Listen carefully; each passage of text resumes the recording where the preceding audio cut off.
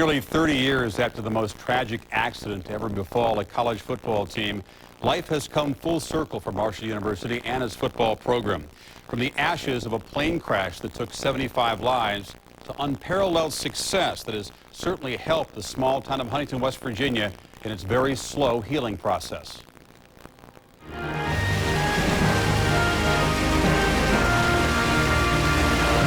I think it's a much bigger story than just football because it shows it's about human life. It's about overcoming adversity. It's about not giving in, and it's about working hard to achieve your goal. Being the 30th year, I think now we can come closer to having a positive closure on it from the standpoint that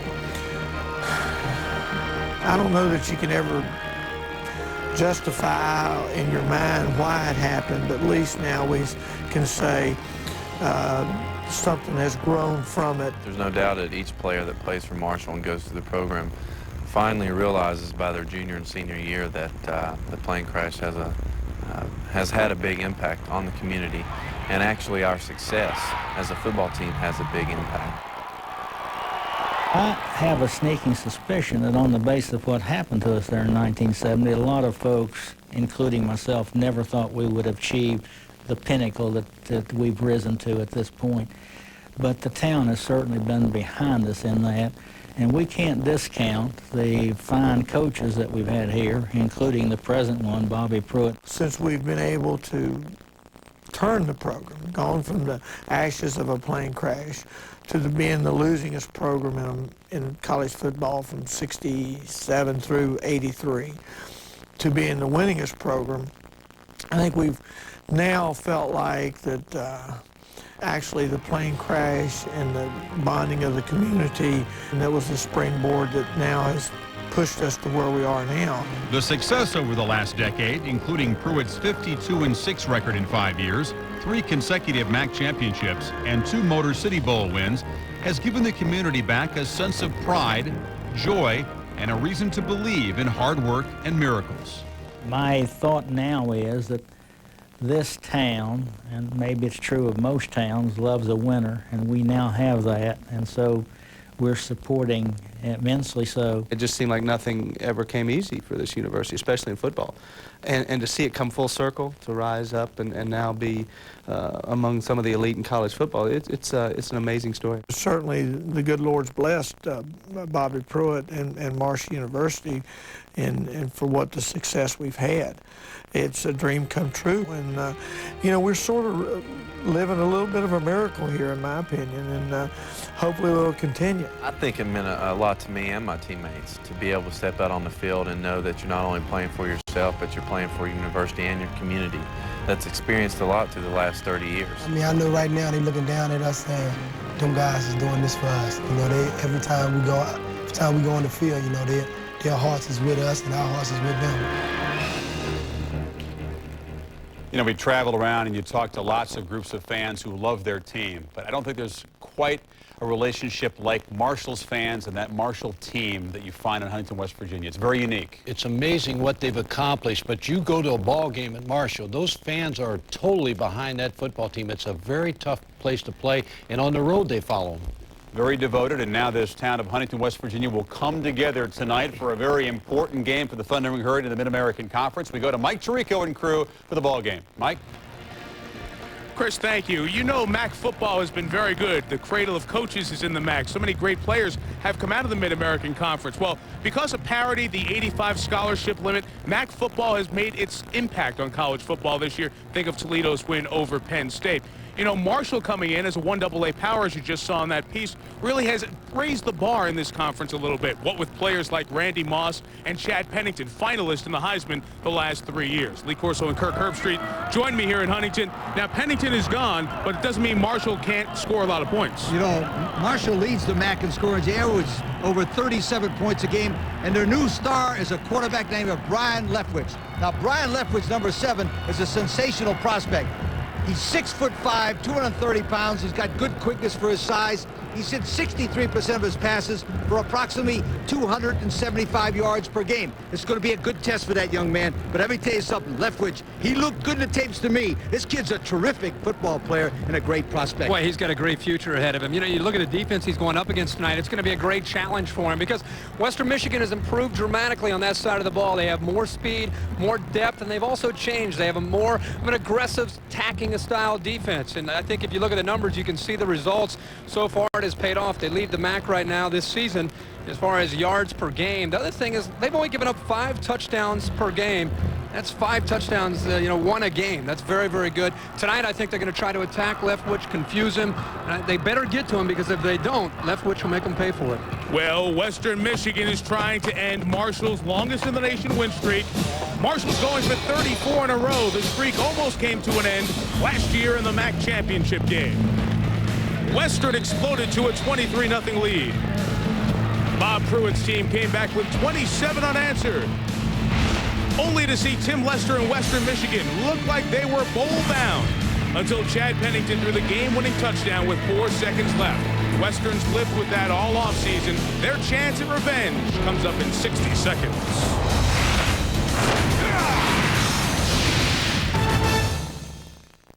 Before icky weather hits, let Gemini take a closer look at your car. Right now, we'll change your oil, inspect your hoses, top off your antifreeze, analyze your battery condition, and check your brakes. But we won't stop there. We'll rotate your tires, measure your tread depth, and adjust your air pressure. We'll even replace your wiper blades, all for just $44. Plus, give you a free jug of blue wiper stuff so you can see where you're going. Gemini Automotive Care. We're making drivers smile. Now this is the fear snake, the most venomous snake in the world. One bite from him and it's all over. Yo! Oh. No worries, mate. Luckily, we've had the anti-venom sent from America via FedEx. In my line of work, if you're not absolutely sure, you're absolutely dead. Oh, crikey. It appears we've used a different courier who hasn't arrived yet. It's okay because...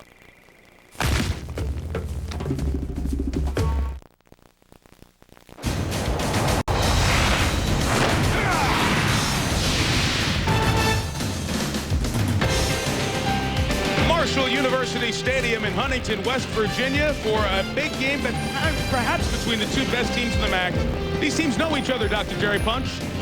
Well, indeed they do, Michael. You know, this game is not about records because both these coaches have excellent records here on opposite sidelines, but they also have excellent relationships. They've known since the mid-'80s when both Bobby Pruitt at Marshall and Gary Darnell at Western Michigan coached on Al Grove's Wake Forest University football team. In fact, they're such good friends, they speak together on the phone about once a week. In fact, yesterday, Coach Pruitt came to Darnell's walkthrough here for Western Michigan, and last night, Darnell came over to Bobby Pruitt's Steakhouse to visit with Pruitt and all the folks there. And today, Pruitt's wife, Elsie, had the Western Michigan coaches over to her home for luncheon.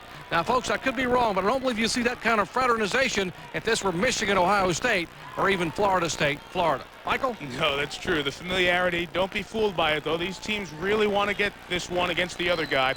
It's warm. There's a cold front coming, and if the cold front comes at about 10:30 like it's forecast to, we could see the wind pick up significantly as the night goes on. Right now, it is very calm. Marshall won the toss and elects to receive. Rare that we see a team these days not defer the option. Brad Salent will kick it off.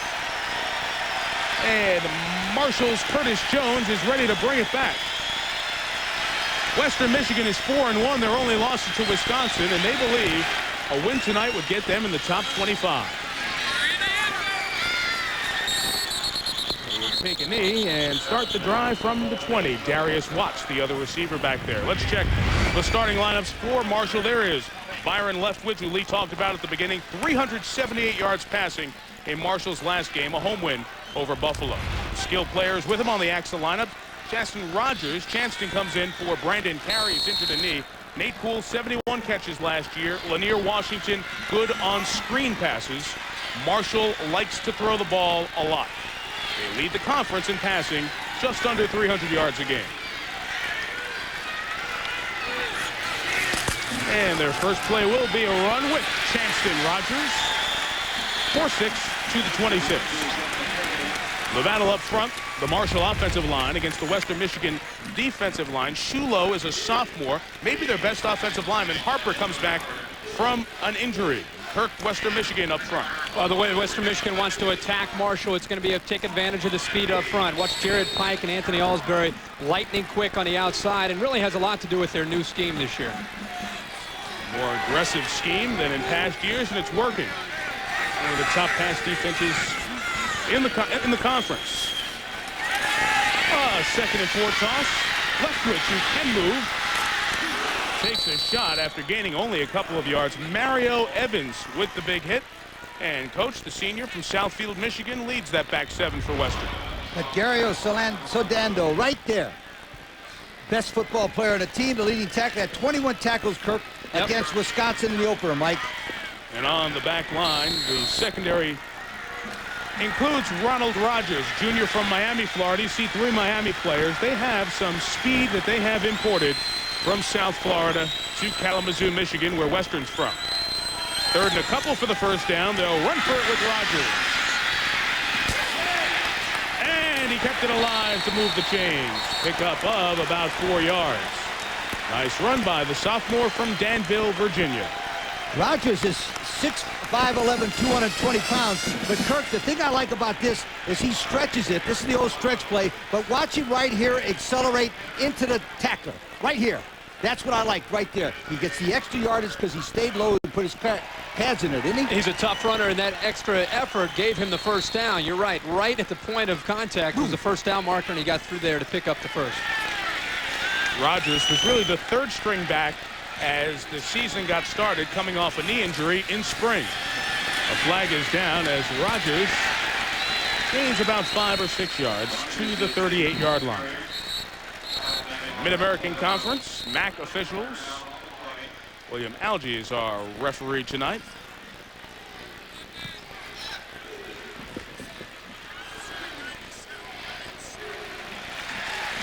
And it's 5 against the Broncos. Kirk Marshall offensively, we got so familiar, and so did Gary Darnell, the coach of Western Michigan, with seeing Chad Pennington at quarterback. Have they changed much offensively without Pennington? Well, I think it's not just because Chad Pennington has moved on to the NFL, but it's also because they're young in some other areas. But they're still an explosive offense. It's a scheme that they coach here with Bob Pruitt. And one of the things you're going to see is their young quarterback, Byron Leftwich, continues to grow, is he's going to turn into a very dynamic quarterback. He has great arm strength, a quick release, and I think he has a pretty good feel for this offense, thanks to Chad Pennington helping him a lot as far as learning how to study film. Chad made such a commitment. I think it rubbed off on Leftwich. They take the penalty, obviously. It's 1st and 5. Lanier Washington in motion, and a 1st and 5 attempted throw. Wide open is the receiver, Nate Poole. That's across midfield, but there are 2 penalty markers right back where the quarterback threw it. I think 24-yard gain will be wiped away.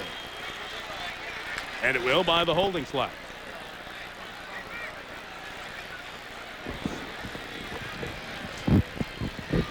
Bobby Pruitt, the head coach of Marshall. He has that ability. He's not a guy that's going to scramble all over the place, but he has just enough athletic ability to avoid the rush as he did there.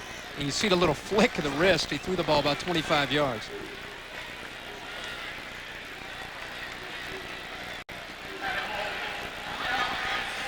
So the holding penalty will bring them back.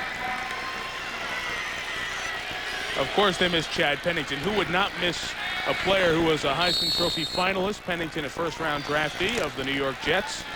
Their third-string quarterback right now. But Byron Leftwich completing 63% of his passes, throwing for about 260 yards a game, has made the transition easier than it could have been.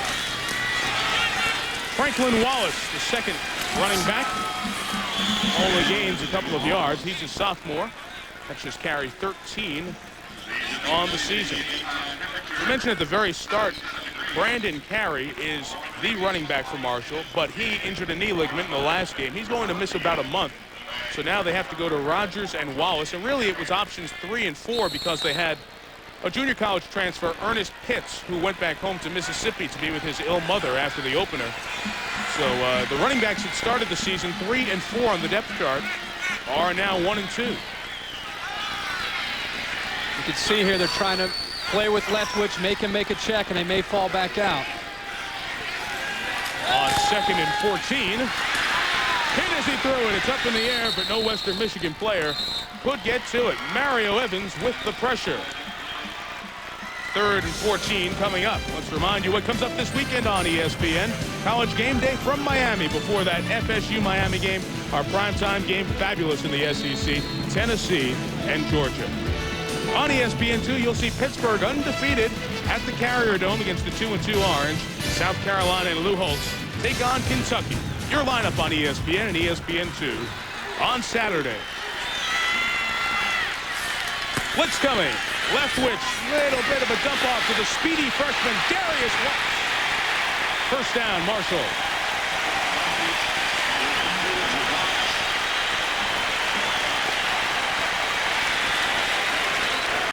Number 40 is an exciting player in green. A great call against a blitz is to get the ball out to a wide receiver who can catch it on a screen, a little bubble screen, get him to the outside. And this is a guy that we're all excited about because when he gets on the field, you know he's going to get downfield in a hurry. How about Bobby Pruitt using the same words as Randy Moss speed for Darius Watts? Yes, he did. Yo, that's pretty good. True freshman. Despite the holding penalty, they pick up a first down, and there is Watts on the receiver handoff. Speed, the only reason he was not brought down by the defensive end, Anthony Ellsbury. They like him on reverses. They had 3 of them last week. This time they handed to him on the old Steve Spurrier play. Darius Watts, number 40, has got great speed. Kirk, but he's skinny. Remember, he calls himself the Spider-Man. He should be Spider-Man. Don't run that play too much. Man, give him one more year to lift the weights. He'll be ready for that play. But every time he's on the field, he's either going deep or he's going to run a reverse to come back on the other side.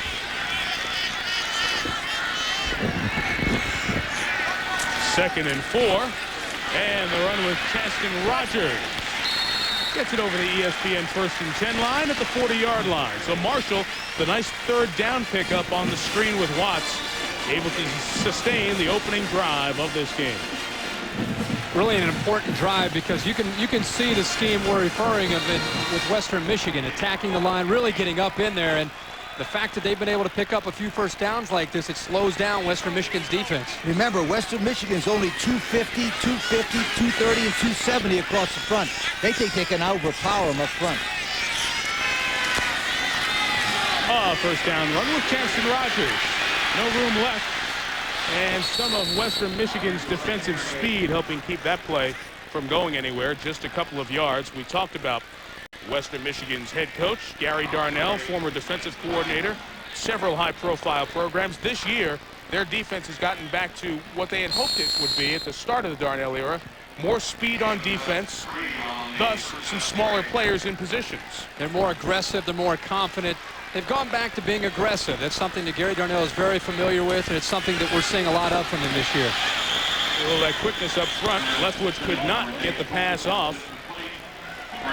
And 3rd down is coming. You know what? If you talk to college football players, they love that kind of style.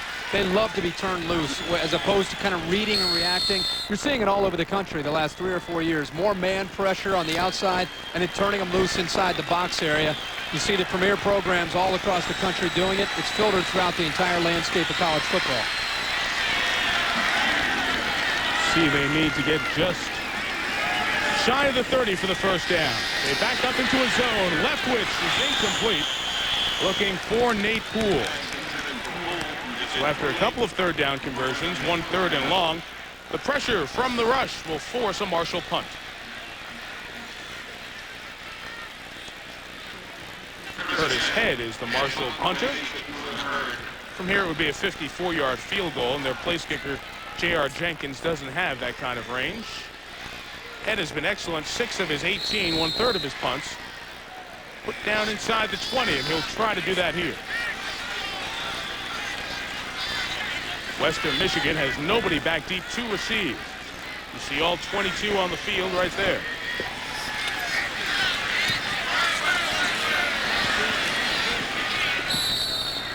And kicked it for the sideline. It will technically be inside the 20. There's a penalty marker down. That punt only went 18 yards. Let's check the flag at the line of scrimmage, and it's against Marshall.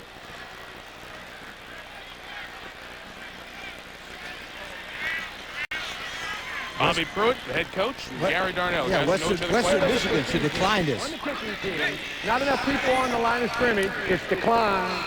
First down. One thing about the kicking situation, if you notice he tried to kick it to the outside, out of bounds, the reason is an artificial turf. You can't have the ball stop on the 1 yard line. That's why he went to the outside. Good play. People put off till tomorrow the things they should do today. It's easy, right? Anthony Padilla, AXA Advisors. Especially when it comes to a financial plan. I work with a lot of people my age. They say, Anthony, I'm young. What's the rush? AXA Advisors is one-on-one financial help. I say, start now. Sure, you've got a lot of expenses, but you've got this huge advantage, too, and that's time. Hey, I know it isn't easy, but my job is to get you started. AXA Advisors, building futures. This is a very rare strain of the A5 virus. It produces mRNA, the deadliest of the stem loop structures.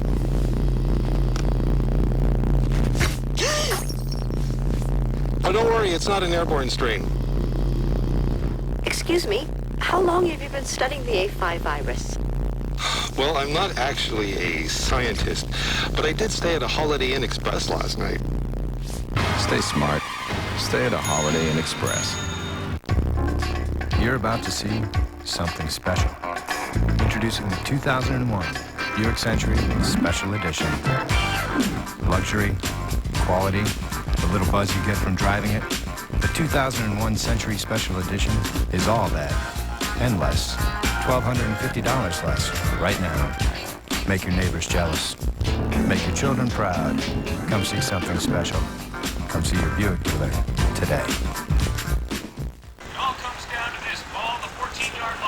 Timeouts left.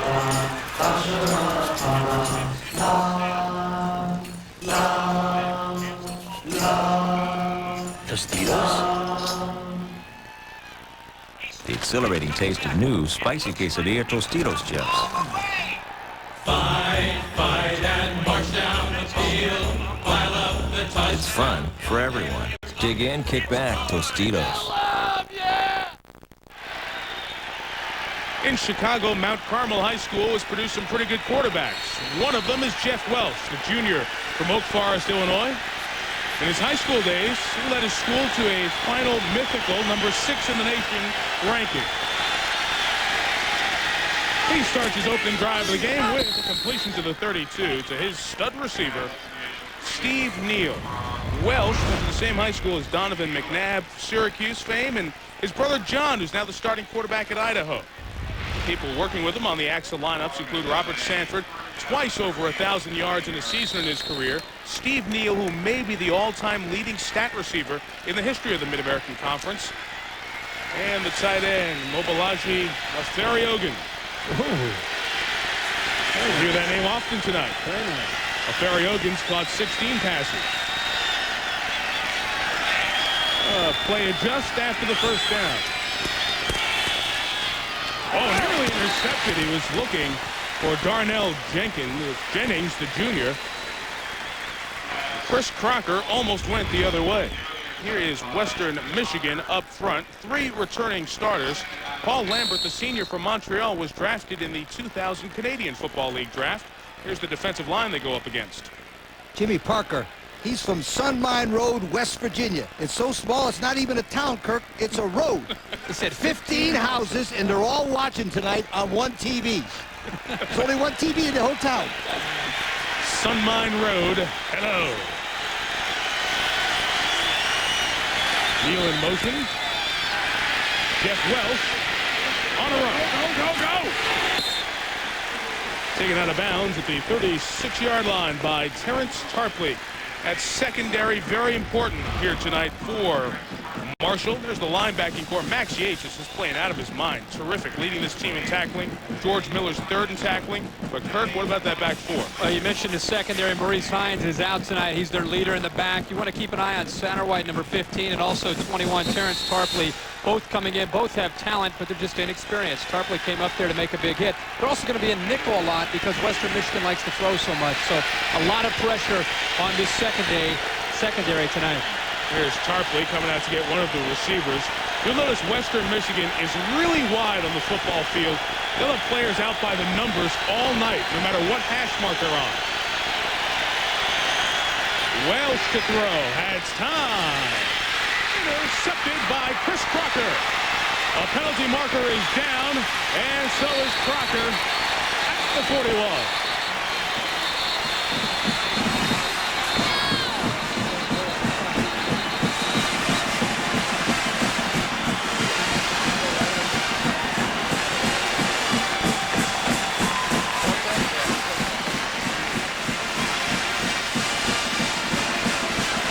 Took a while to get the Western Michigan player who was chasing Matt Stover out from the Marshall bench, and the line judge got tied up in that fracas, went down for a moment. He's back up. Now William Algie will tell us what the flag was. We have a holding on the offense, which will be declined. First down.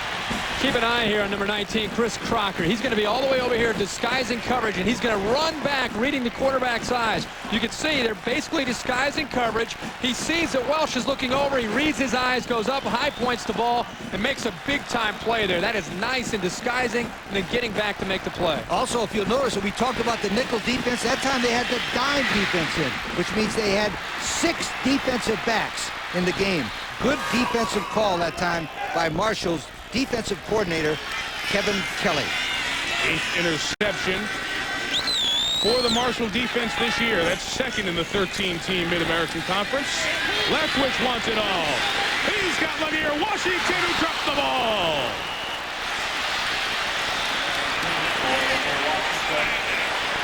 Number 9 should have had 6.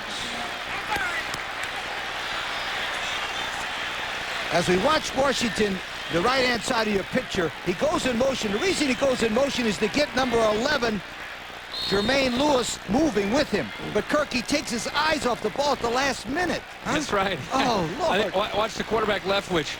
Disappointed, but we saw him also clap. You like to see that out of a young quarterback. Instead of getting down on his receiver, hey, bring him back in the huddle. He doesn't need to have a quarterback pointing at him like Dan Marino. Bring him back in and let him know he's all right.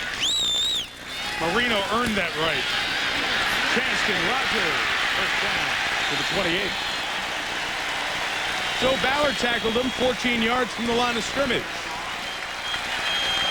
Boy, you're going to see a nice-looking block here to the left side by Steve Sholo. They think Sholo's as good a linebacker, a blocking man as they've had. Also, Greg Kellett. Watch number 45. Craig, the thing about this, he goes into him, Kirk, and blocks him real high. I like that. Number 45 right there. He's a tight end and move it fullback, right? Yep. Junior from Columbia, Maryland, 6'3", 250 pounds.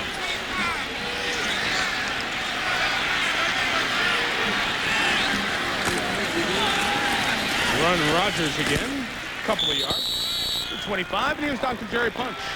Guys, this past spring, Chanston Rogers on March the 20th tore his ACL in his right knee. Now, on March 27th, he had surgery. That was March 27th of this year. Todd McCall, the head trainer here at Marshall, worked on him from the day after surgery, then on from 6 to 9 in the morning and from 4 to 7:30 every night. 6.5 hours every day. And in 4.5 months after ACL repair, he was back on the playing field for the very first game he played tonight. Remarkable recovery and a great effort by Todd McCall, the Marshall head trainer. Absolutely. Lots of range of motion work to get Rogers back on the field. Leftwich eludes the rush and throws to Nate Poole. That'll be marked at a first down. You know, Doc, we're seeing more and more athletes around the country in all sports come back in 5 months, 6 months, 7 months. It was just 2 or 3 years ago. It was taking over a year when you had reconstructive knee surgery. What's the difference? Well, it's a lot of things, quite honestly, Herbie. One is the procedures being used are taking out the patellar tendon, and where they're taking it makes a difference. And also the rehab procedures. A lot of the trainers, like Todd here, for example, they've learned a lot about how to rehab, and they get the guy in a rehab program the very next morning after the operation. A lot of things make a difference. But 4.5 months. Franklin Wallace here takes it to the 10-yard line. And as we were talking last week as well, it in a large part has to do with how much the athlete wants to get back on the field quickly. Certain people heal differently, but the more aggressive the approach is taken by the training staff and embraced by the athlete, the quicker they get back on the field, and that's a case here with Jansen Rogers. Commitment is very important in trying to rehab and do the work to get back on the field. And I think one of the things, this used to be a surgery that a lot of times was career-threatening. Now these guys are popping right back in. 2nd and 5, Marshall in the red zone, where they are very good. Franklin Wallace. He may be just a little bit shy of the first down. Speaking from a coach's standpoint, you can see right away the strategy of Marshall. They go 315, 295, 312, and 300. And Bobby Pruitt just figures, hey, Kirk, we're much bigger than these guys. Let's put a hat on them. That's good. Coaches speak. Good stuff. Put a hat on them and let's just blow them off the line of scrimmage. Yeah. That's what they're doing right now. It's very different from what they did a year ago with Chad Pennington. But it's very successful. Don't get me wrong, Doug Chapman put up big numbers, but I think we're seeing a little bit more, at least early tonight, they're running the football. 1 for the first down, 7 for the touchdown. -3 for the field goal attempt. Wallace got stuffed by Mario Evans at a cast check, Southfield, Michigan. He and Soldano in on the play. These linebackers are big, they're aggressive, and you know, we're talking about how Marshall's running at him and the size difference, but you got to appreciate one of the things that this defense has done is they've gone up against some teams that can run the football. I mean, when you play with the Wisconsin Badgers and the Iowa Hawkeyes and Toledo and OU, who's committed to the option, you're facing a lot of teams that like to run the ball, and they've held up in all those games. 26 yards for J.R. Jenkins. The senior place kicker hooks it in for the first points of the night. Off the turnover, Gary Darnell's team does not give up a touchdown, but gives up 3. The Thundering Herds on top. You're about to see something special. Introducing the 2001 Buick LeSabre Special Edition. It's all about safety and comfort and that devilish grin you get knowing you just got the better end of the deal. Like a $1,250 value on the 2001 Buick LeSabre Special Edition.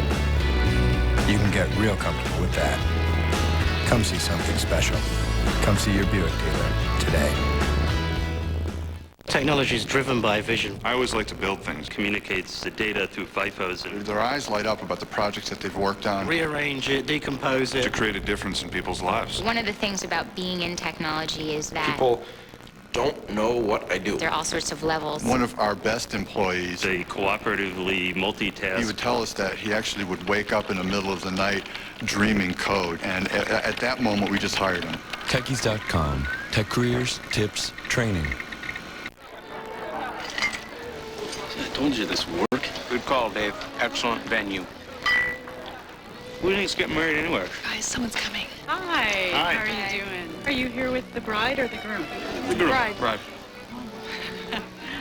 Nice to meet you. Guys, I think they're on to us. Hey, I think they're on to us. Having one on the house? Grab a Miller Lite. It's Miller time. Thanks for coming. Yeah. The early season surprise Pittsburgh Panthers are on the prowl of a struggling Syracuse offense. Pittsburgh versus Syracuse at 4:30 Saturday on ESPN2. ESPN's presentation of Thursday night primetime college football is brought to you by Buick and your local Buick dealers. And by Tostitos. Dig in, kick back, stay all season. The expanded Marshall University Stadium, they now seat 38,000 here, up from 30,000. The Jenkins field goal after the interception by Jeff Welsh. Western Michigan gives it up and gives up 3 points. Jenkins now to kick off.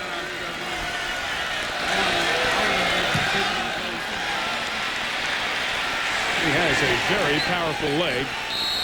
And a touchback. No need for Rashad McDade to bring it back. Doubleheader ABC Sports College Football this weekend. Split the country in half. For Texas, Oklahoma, the Red River rivalry, or Michigan, Purdue. And then at 3:30, everybody gets a game. Either Nebraska, Iowa State, Ohio State, Wisconsin. Buckeyes still undefeated. How about the unbeaten NC State, Clemson out of the ACC, or Arizona, USC. And on the West Coast, you'll see 0-4 San Diego State against 1-4 Wyoming. Doubleheader across the country for ABC College Football. See the Wyoming Cowboys a couple more times here on Thursday Night Football. Here it's the Mid-American Conference. And a big first down run for Robert Sanford. Popping off a dozen to the 32-yard line. High-quality rusher here. Third on the all-time list. Over 3,000 career rushing yards. Kirk, this kid's from Miami, Florida. They thought he was one of the best backs to come out of Miami in a long time. I like this. You see that quickness? Yep. You can't coach that, and then he explodes with that drop in the shoulder. The reason why he's good is he's got good body lean, don't you think? He's got great vision. They say he's a very intelligent runner. And also, you're right, he's got that little wiggle when he gets into the hole. For a big back, you don't see that very often. Jump on him, jumps. Little reverse. They got him here. They sure do. Lots of blockers on this side. 47-yard line. Micah Zool is finally pushed out of bounds. Junior out of St. Joe's, Michigan, picked up 15. It's 2 rushes and 27 yards, just like that.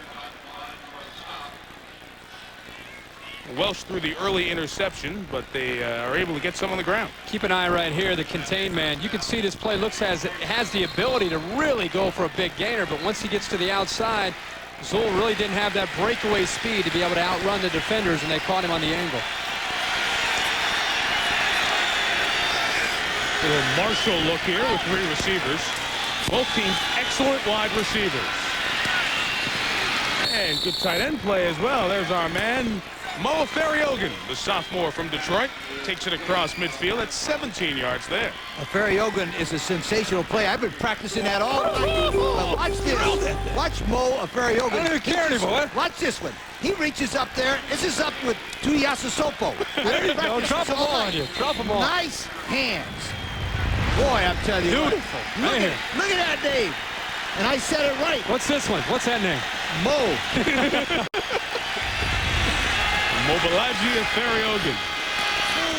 From the 36, Sanford. Big run. Robert Sanford, marker down. He's at the 8.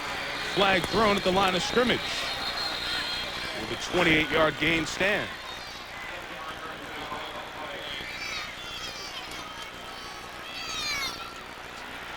We have offside on the defense. Decline.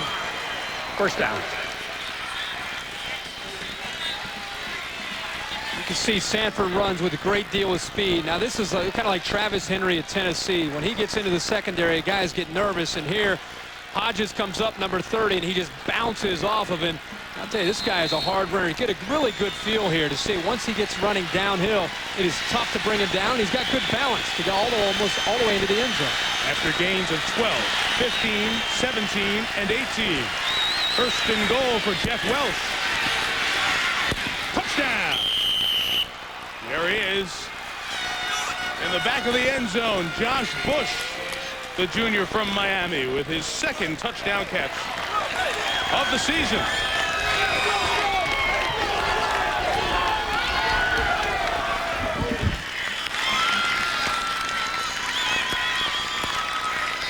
So a very impressive response from Gary Darnell's team. Jeff Welsh, a couple of nice throws on that drive, and patient for the touchdown. Brad Salent, an excellent kicker, senior out of Paw Paw, Michigan. Adds the extra point. Love that camera right up on top of the goalpost there. You feel like you're going to take one in the living room. Well, the go-ahead score against Ohio was scored by Josh Bush in the back of the end zone. The junior puts Western on top. Feel the power of a business opportunity that could change your life forever. Get into a wholesale distribution business of your own with no direct selling on your part. Feel the power of becoming a wholesale distributor for Worldwide Phone Card Corporation. Work part-time or full-time. Get the power Worldwide Phone Card Corporation has a patent-pending invention you and only you can monopolize on this unbeatable business opportunity. Get the power. Be in an easy, all-cash business. Be in your own business with the support of Worldwide Phone Card Corporation. Call 1-800-293-7949. Take the power. This is a fun, exciting, and very lucrative business. Availability in your area may be limited. Call 1-800-293-7949. Be the power. Call 1-800-293-7949 for a free brochure.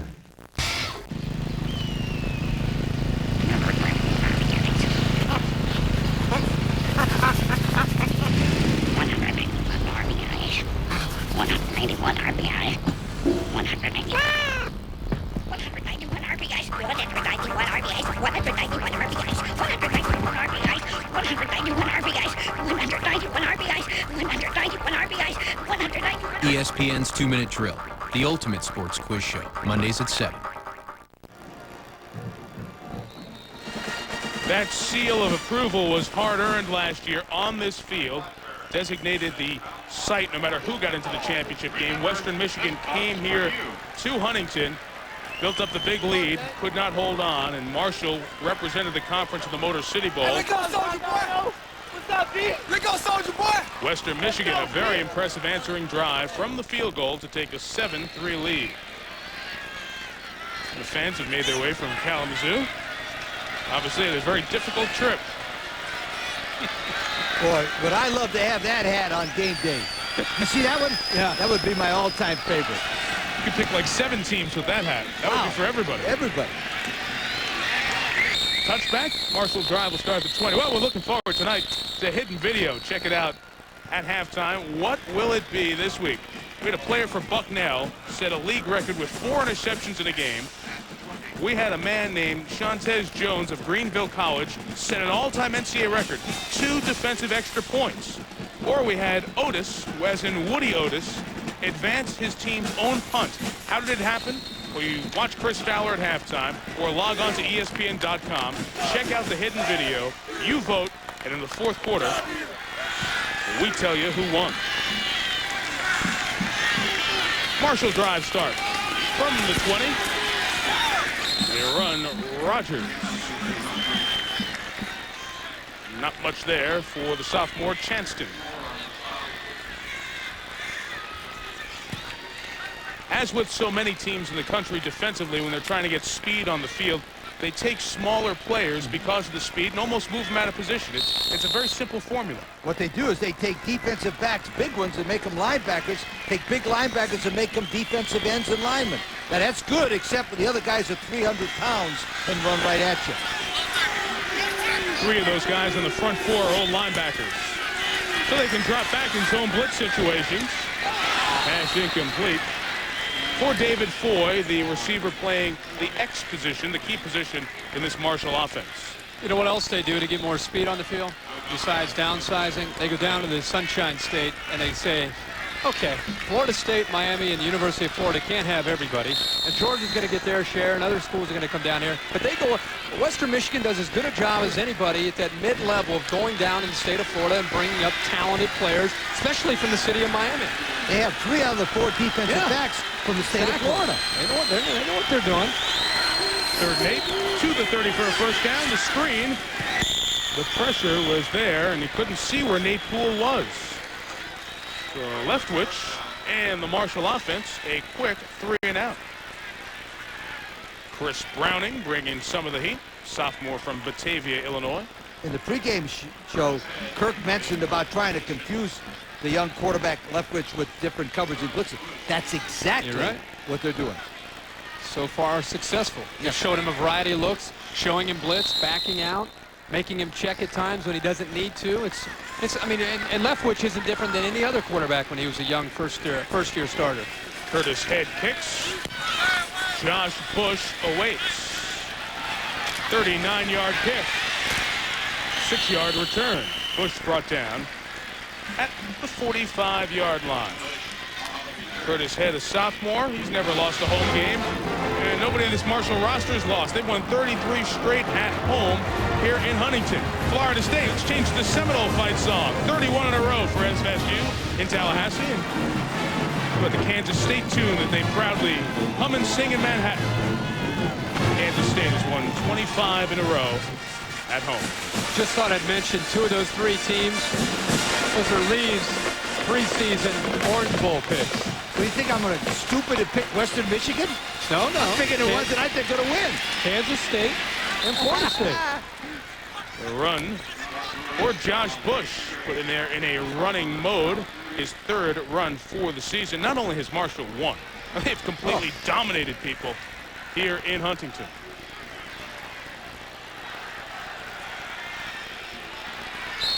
The MAC is an East and West 13-team league, so they not only won the conference championship, but won the Eastern Division as well to get to that title game.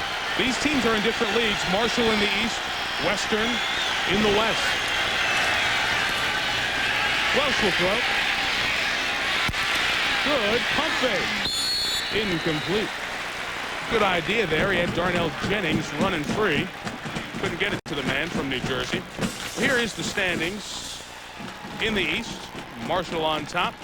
The preseason pick. Buffalo, the newest team in the MAC, played here last week.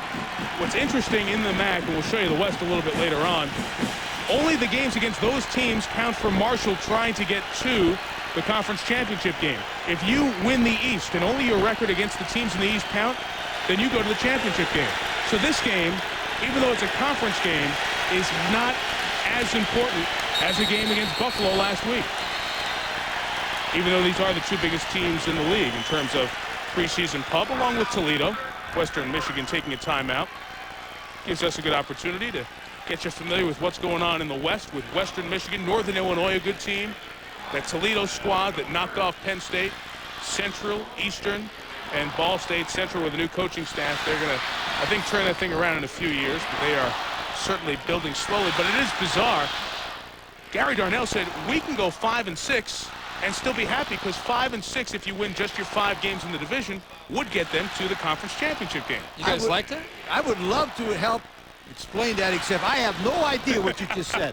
Do you understand it? I understand it, I think it's the worst thing I've ever seen in conference play. This game doesn't count. Hello.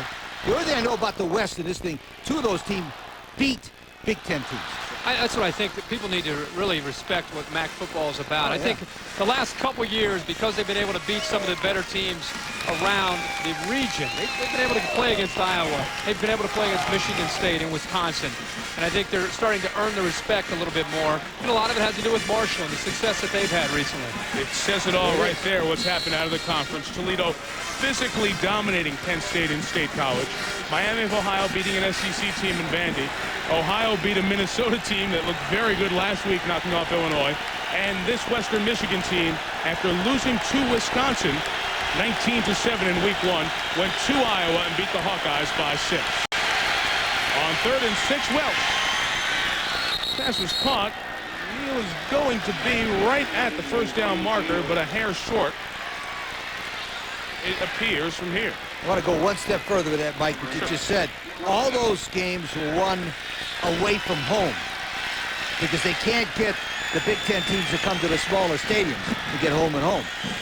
Yep. So that's even more impressive. And it also doesn't show Marshall and Michigan State, that game going into the 4th quarter. Ohio State, Miami, that was a competitive game. Western Michigan and Wisconsin. I mean, there are a lot of games that we didn't show that they came close to.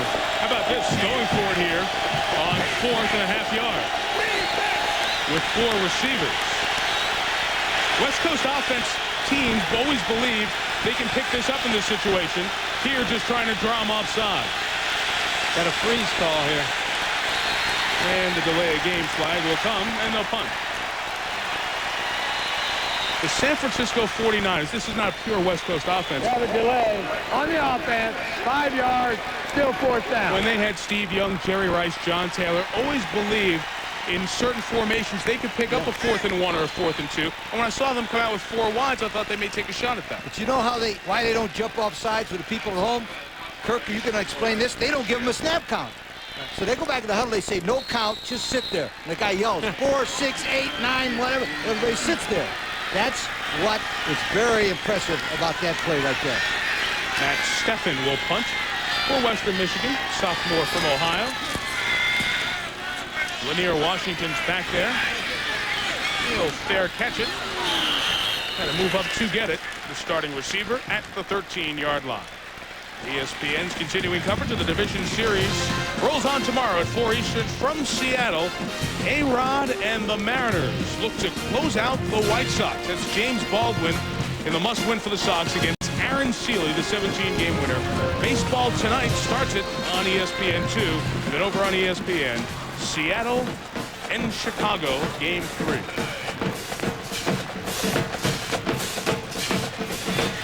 You can enjoy all the Major League Baseball playoffs through and including the World Series on ESPN Radio as well. Flag down as Leftwich looks long. For David Foy, it's incomplete. There's no second flag on the contact back here with Ronald Rogers. The flag's back at the line of scrimmage.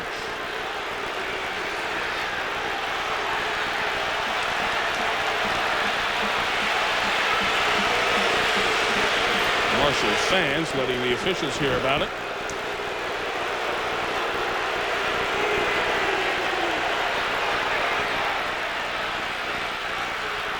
Marshall programmed the fans. We have illegal procedure. Not enough people on the line against the offense. It's declined. Second down. Second time we've seen that. The Marshall program and fans were very unhappy with a call they felt should have been a fumble for a touchdown against North Carolina. The game that they played with ACC officials at North Carolina that the Tar Heels won 20-15.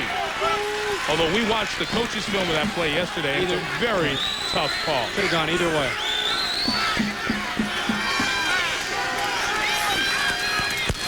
Big hit by Chris Browning.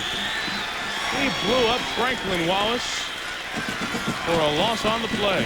Third and a dozen coming up.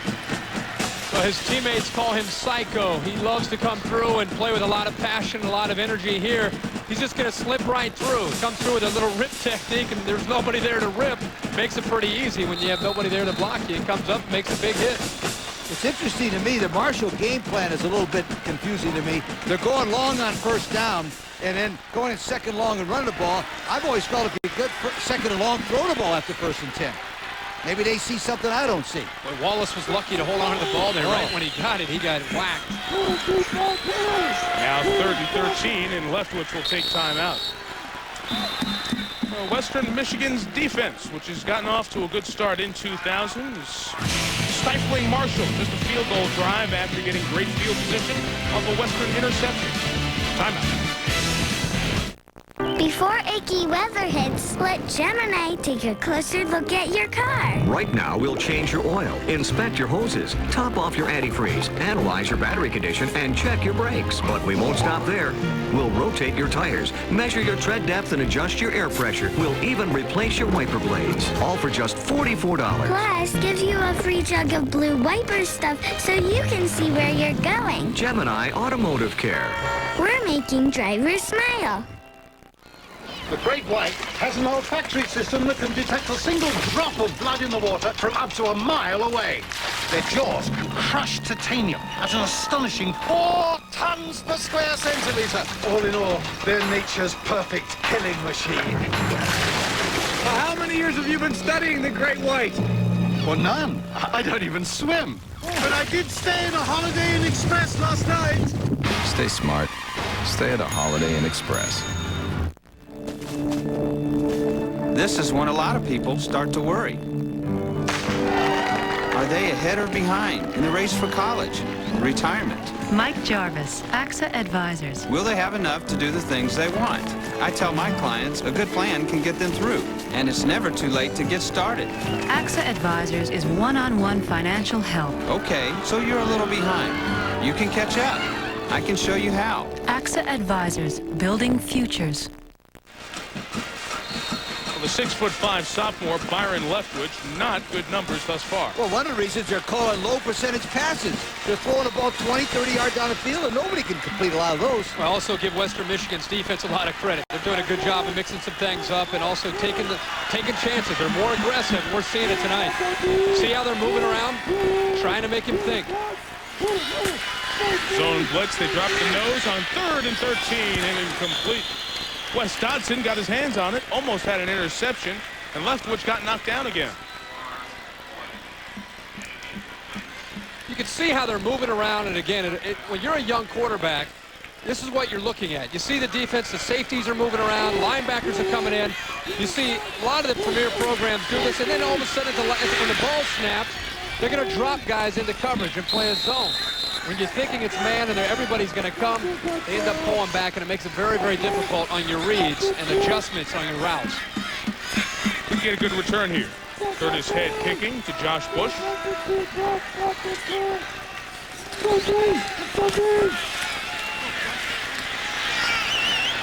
40-yard kick. Stutter step by Bush. Turned it to the 39.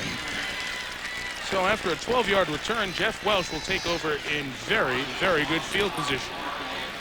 We mentioned his brother is the quarterback at Idaho. It'll be an interesting week for the family because Idaho is playing West Virginia here in the state of Morgantown. So both Welsh brothers get the combo. Easy trip. John and Cheryl, there they are, the Welsh parents, enjoying the game. They just get to drive up the road to Morgantown to go see their son in action, their other son, on Saturday. Jazz with a good strike and incomplete. Almost too hot to handle for Josh Bush, who has been very involved in the offense thus far. But I like that call that time. The reason I liked it by Brian Rock, the offensive coordinator, they faked the ball to Robert Sanford because he's been running so much, and they threw the ball right behind him in the linebackers where they should have been. And that was a great call right there by Brian Rock. The call was perfect. The execution wasn't very good.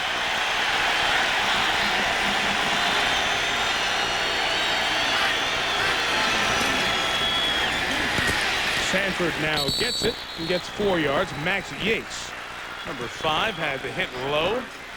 He is the top tackler for Marshall Jr., Alexandria, Virginia. And they have been shaken up on the play.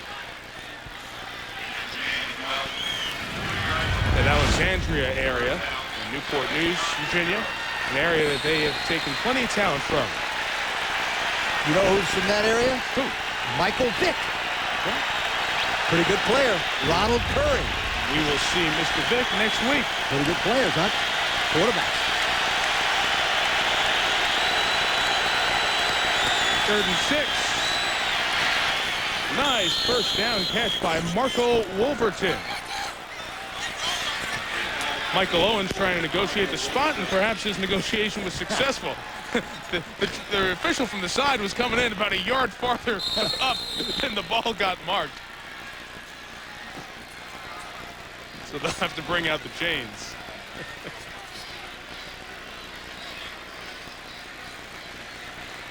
See, Doc's got his own sign there. Up there on the wall. They are about a foot short. Look at that. Dr. Punch. Oh, right. Punch out the Broncos. Very nice play on words. That looks like Dr. Punch's fan club, doesn't it? Look at him. Yo, Doc, and 2 of your favorites. Punch out the Broncos. That is a good takeoff on the whole deal here. Uh-oh, there's the headdress. That's the one I want. You pulling that one out? College game day. All right, now they're going to go for it on this 4th down? Absolutely. After trying to draw them offside the last 4th down. Yeah, but this one they're going for it. Should be a quarterback sneak. What do you think, Kirk? They got the triple I here. I don't know. Maybe they run Saddam. Maybe they run Sanford.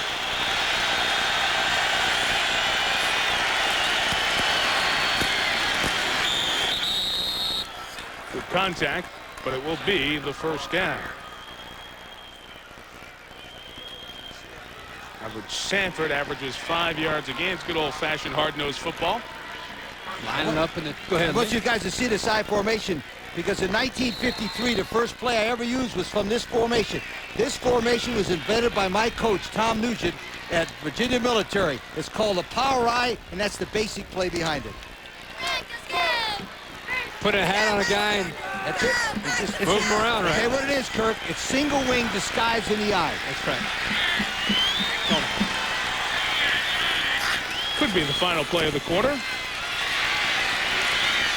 Flag is down as Sanford is popped at the 23-yard line.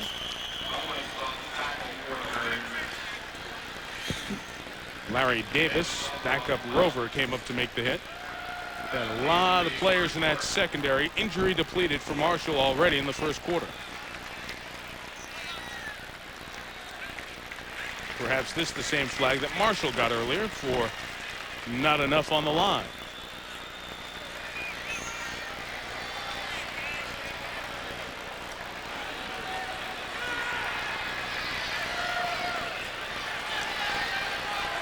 Knock it off, straighten it out. We got people on the field for the first quarter presentation, but I think you can't end the quarter on a flag. We have illegal procedure. Not enough people on the line on the offense. Because the play was a foul in the last play of the half, there will be an untimed down. Last play of the quarter, he meant, as opposed to the NFL where a half can end on a defensive foul. In college football, no quarter can end on either an offensive or a defensive foul unless it's a dead ball foul, which we had earlier this year. You are killing him tonight. You're killing him tonight. You're killing him with the conference Oh, championships and now these rules. Did he do it? Make a very cogent point there, my friend. Nice read of the rule book on the flight in. Some light reading gets you through the season. Untimed down. Wales brought down by Tobiesi. Paul Tobiesi, the senior, comes up with his second sack of the season to end the first quarter. Western Michigan added to its first 15-minute dominance that they've enjoyed here in the first 6 games of the season. Welsh has the touchdown pass to Josh Bush. And through 15 minutes, Western Michigan leads Marshall, the two big guns in the MAC on Thursday Night Football. NFL Tonight, Tuesday through Saturday on ESPN2.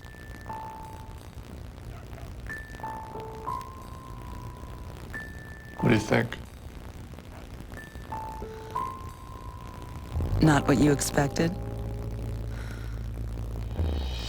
Try Glidden Idea Cards. Use them for color combinations, design tips, and inspiration. Mix in a little advice from the Home Depot, and soon you'll be painting with confidence. Glidden in the Home Depot. What a great idea. You're about to see something special. Introducing the 2001 Buick Century Special Edition. Luxury, quality, the little buzz you get from driving it. The 2001 Century Special Edition is all that and less. $1,250 less right now.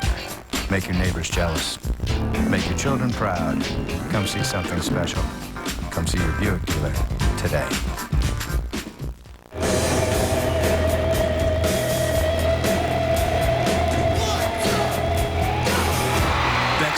Series presents Third Eye Blind Live. Win a trip to New York, Chicago, or San Francisco to see a private concert. Enter where Bex is sold.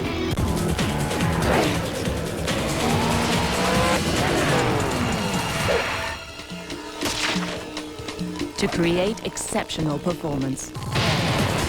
Design technology. Kumho. ESPN, the magazine. Thank you for calling. Dan, can I put you on hold? Dan Patrick wants a free Polar Fleece pullover. He writes a column for the magazine. But he's not a new subscriber. Sorry, Dan. No can do on the fleece. It's only for new subscribers. You mean you're actually calling to subscribe? Everyone wants our warm, roomy Polar Fleece pullover. It has a half-zip front and embroidered ESPN the magazine logo. And best of all, it's free. Stuart Scott wants the fleece. Booyah! Call now for ESPN the magazine and get your sports the way it ought to be. Big and bold, fast Fast and Furious. Get 26 issues, a year's worth for just $1 an issue. 66% off the newsstand price. And your police pullover is free. It's Chris Berman. He could go all the way! Call now, 1-800-814-1771.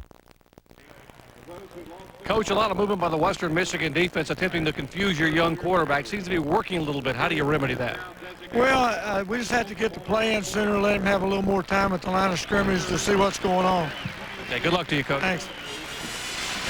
Jerry Punch with Bob Pruitt as we get set to start the second quarter here in Huntington, West Virginia. Western Michigan leading Marshall 7-3.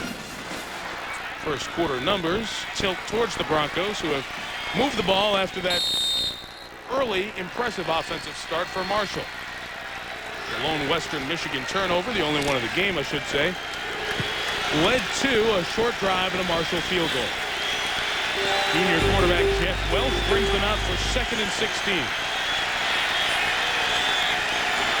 You see the man coverage here on the outside. That's what the quarterback sees, and they're going to fall back out of it. Looking left, throwing left. Too high for Corey Alston, the senior. Very similar to what's happening to Leftwich there. You can see when the corners get up tight, quarterback right away sees a safety. He's not in the middle. He's assuming it's man coverage. But defenses anymore, you can't assume that. They just fall back out and fall back into a soft zone. One of the recommendations I have for Bob Pruitt is to help that quarterback and this quarterback go on a quick count. Exactly right. Before they can do all that stuff, exactly to go up, snap the ball, and throw the ball. That's what I do. Yep.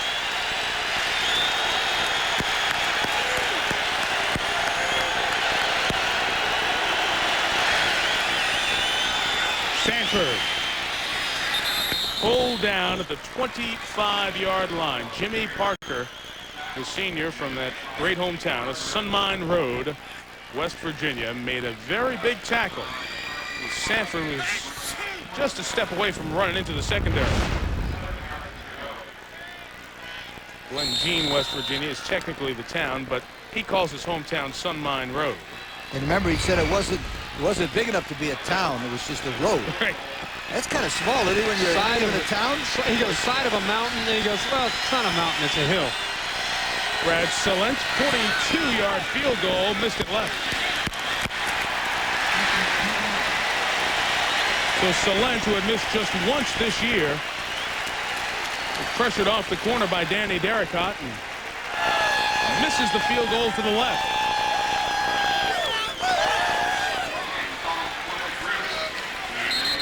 At ESPN.com, you can log on during the game, ask questions of Kirk and Lee, and we have our first Lee mail of the night. If Western Michigan wins tonight, Brian in A Squared wants to know, should the Broncos be in the top 25, Coach? Absolutely. They should be number 25. That's in the top 25, isn't it? Yeah, that puts them in there. That puts them in there because they've won 5 games, lost 1. I tell you what, and they beat Iowa, Big Ten team, yes. Played Wisconsin tough as well and are showing some impressive defense. Soldano with the hit as he brings down Chanston Rogers. You know, in Marshall's first 2 drives, they were able to go 80 yards in their first 2 possessions, and their last 2 possessions, -1 total yards. Add that one, now -2. -2. -2. This is a Marshall offense that scores 37 points per game.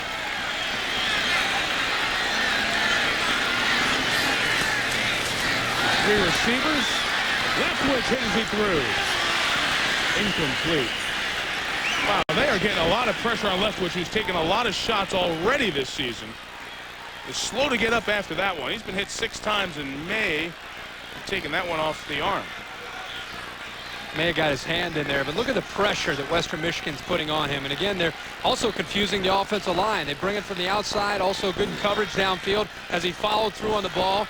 It looked like he got hit there right in the middle, right as he steps into the line. Jason He's going to Babin. take a hit. Babin looks like he got right in there on his thumb. Could have been on his throwing hand. It's a good thing he's wearing that protector because he's getting hit a lot around the rib cage. He's been hit all year, Mike. You mentioned that. He's been taking shots and coming back. Big ball. And caught in stride by the speedy freshman Darius Watts. He takes it down to the Western Michigan 28-yard line. That's 47 yards.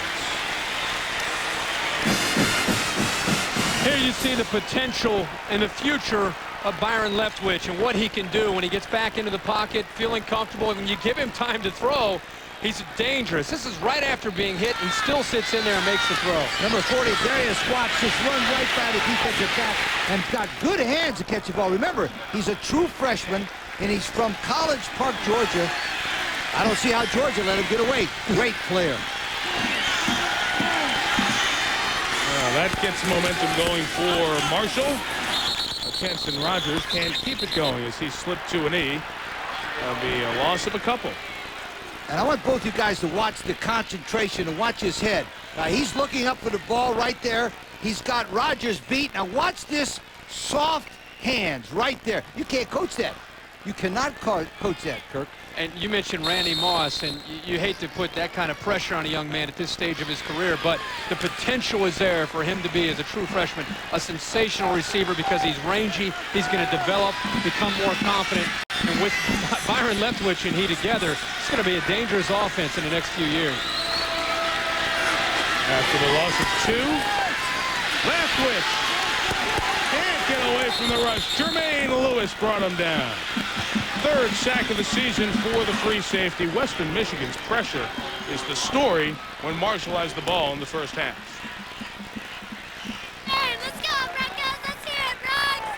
Let's go, Western. They're bringing a lot of pressure. We're seeing it not only from the linebackers, but we're also going to see it from the outside on the perimeter. Here, Lewis is going to come from his free safety spot, and the offensive line can't pick up everybody. You're either going to have to use the backs to help max the protection, or use a side adjust to do something to slow down the Western Michigan defense. They've gotten pressure on him. If you're watching Leftwich, you can see he still does not feel 100%. That arm or that leg, something is still bothering him.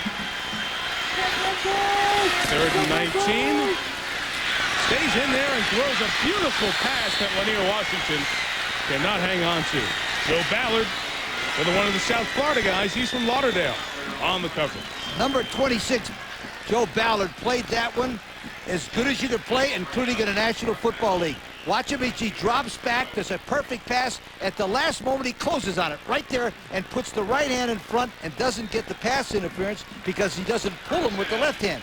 Joe Ballard, excellent play, number 26. That's Leftwich, upper right. He is banged up, guys. It's taken him a long time to get off the field. Favoring that left leg a little bit. This is a total of an entire season. You go back to when they played against North Carolina and against Michigan State, and he has been banged up all year long. It's been amazing that he hasn't been hurt prior to this. Curtis Head set to kick. Actually, the snap was fine. Head just missed it. It works out okay. He gets it out of bounds at the 9. Curtis Head, the sophomore from across the border here in Shelbyville, Kentucky. Good save. He would have been hearing about it because that was a good snap. Exhale, Curtis. Exhale. Hey, best man, time for your speech. I remember Ted's first wedding. He knew his way around. What was the lady's name? Kathy. I feel like I know almost better than Ted.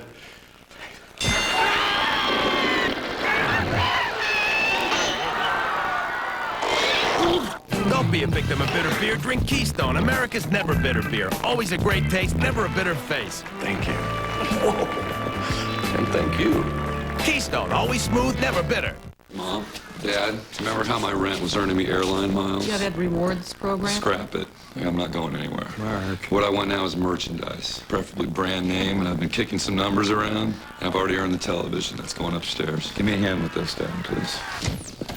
Dad. You want brand name merchandise? Yeah. What does this look like, a Holiday Inn? Points, miles, or merchandise. Holiday Inn gives you more, and more is better.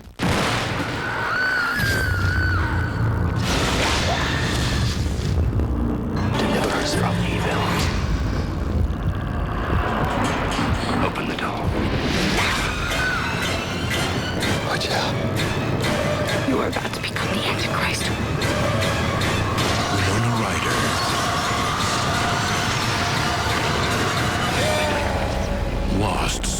was happy. Rated R. Friday, October 13th.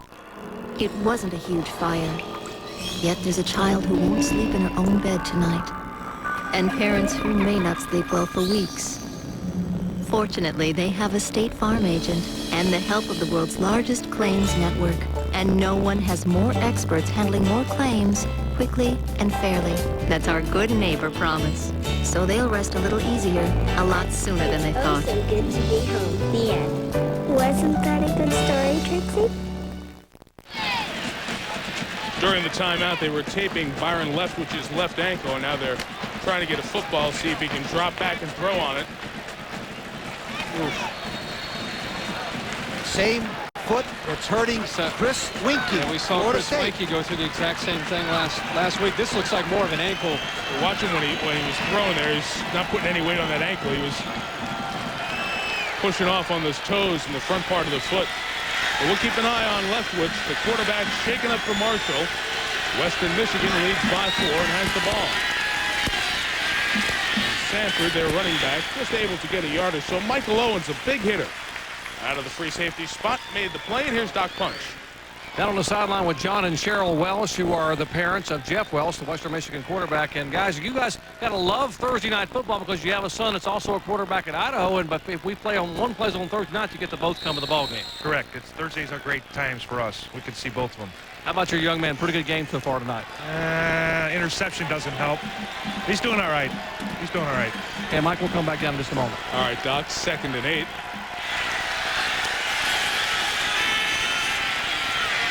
And Jeff throws it complete to Corey Alston. Across the 25, 26-yard line. That'll move the chains, Jerry. And with Cheryl Welsh. Cheryl, you look so relaxed. I don't usually see a mother this relaxed and composed. Do you get a little upset when you watch him running for his life back there behind, scrambling around behind the line? I do. I usually don't relax until after the game, and Sunday I can kind of shut down totally. But even this week was a short week, so it was kind of one game was over and we started up ready for the next week. How much has he talked about the goals of this team to go to a bowl game? They've wanted to go for 3 years now.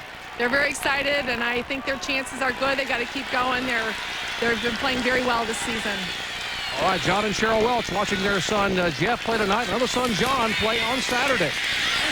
Doc, the 1st and 10 run for Sanford just loses a yard. I just hope that the Welsh family wears Western Michigan clothes in Morgantown. They're wearing their Idaho stuff where their other son is the starting quarterback. And Western Michigan stuff tonight, Idaho on Saturday. They had the shirt and the pin on for Idaho. But we saw it with the Godzies, George and Gary, Georgia Tech and Notre Dame, and here the Welshes. How rare it is and what a thrill it must be to have 2 Division I-A starting quarterbacks at the same time. Need experience? Mom and Dad. From Oak Forest, Illinois, trip to West Virginia, get a double dip, see both sons in person this weekend. Feeling the heat, Jeff goes down. That's the 2nd sack for Toviesi. And the senior, Paul Toviesi, who had just 1 sack in the first 4 games, has 2 in the first half here tonight. Toviesi, the play before that, blew up the carry by Sanford. This time, he just simply goes to the outside and uses too much speed and too much power for number 52, Paul Lambert, to be able to contain him. He pulls him to the inside and rips right by him. One thing I like about his 6'7", 265. He's got those long arms, and that makes very good for pass rushing. Long arms. 3rd and a dozen. Crowd enthused. Delay of game was called. This play is not happening.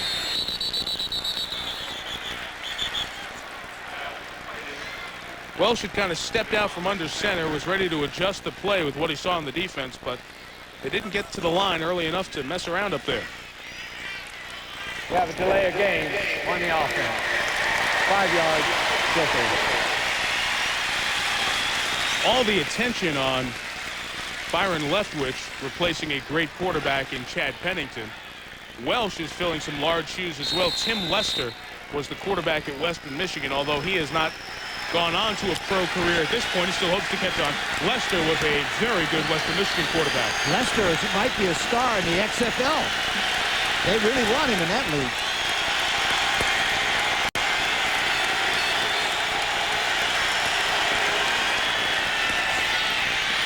Steve Neal, using his speed, he hopped out of bounds a few yards shy of the yellow line, so fourth down is upon us.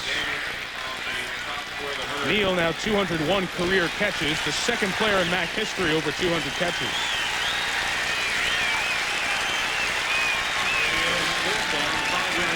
A good job by the Marshall defense getting Western off the field, and Matt Steffen. Kick.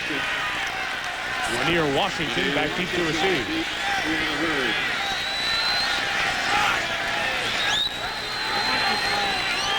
Number 7, Carlos Smith, the personal protector, getting them all straightened out. Here they come. A nice job by Western. That will result in a nice punt. Down by Jake Gassaway, the deep snapper. Marshall will start from the 23 after a 47-yard punt. It will be Byron Leftwich. It looks like it. Oh yes, a brilliant move. Galway scampering across the goal to stop it. They just couldn't seem to get enough players forward before. He's showing good fluid movement. Right, left. This is another aggressive charge down the flank. He's timed his run to absolute perfection. 2 defenders to beat. He's passed one. This is looking like a chance as he takes the shot in. 3, 4, 5, 6, 7, and 8. Hey, best man, time for your speech. I remember Ted's first wedding. He knew his way around. What was the lady's name? Kathy. I feel like I know almost better than Ted.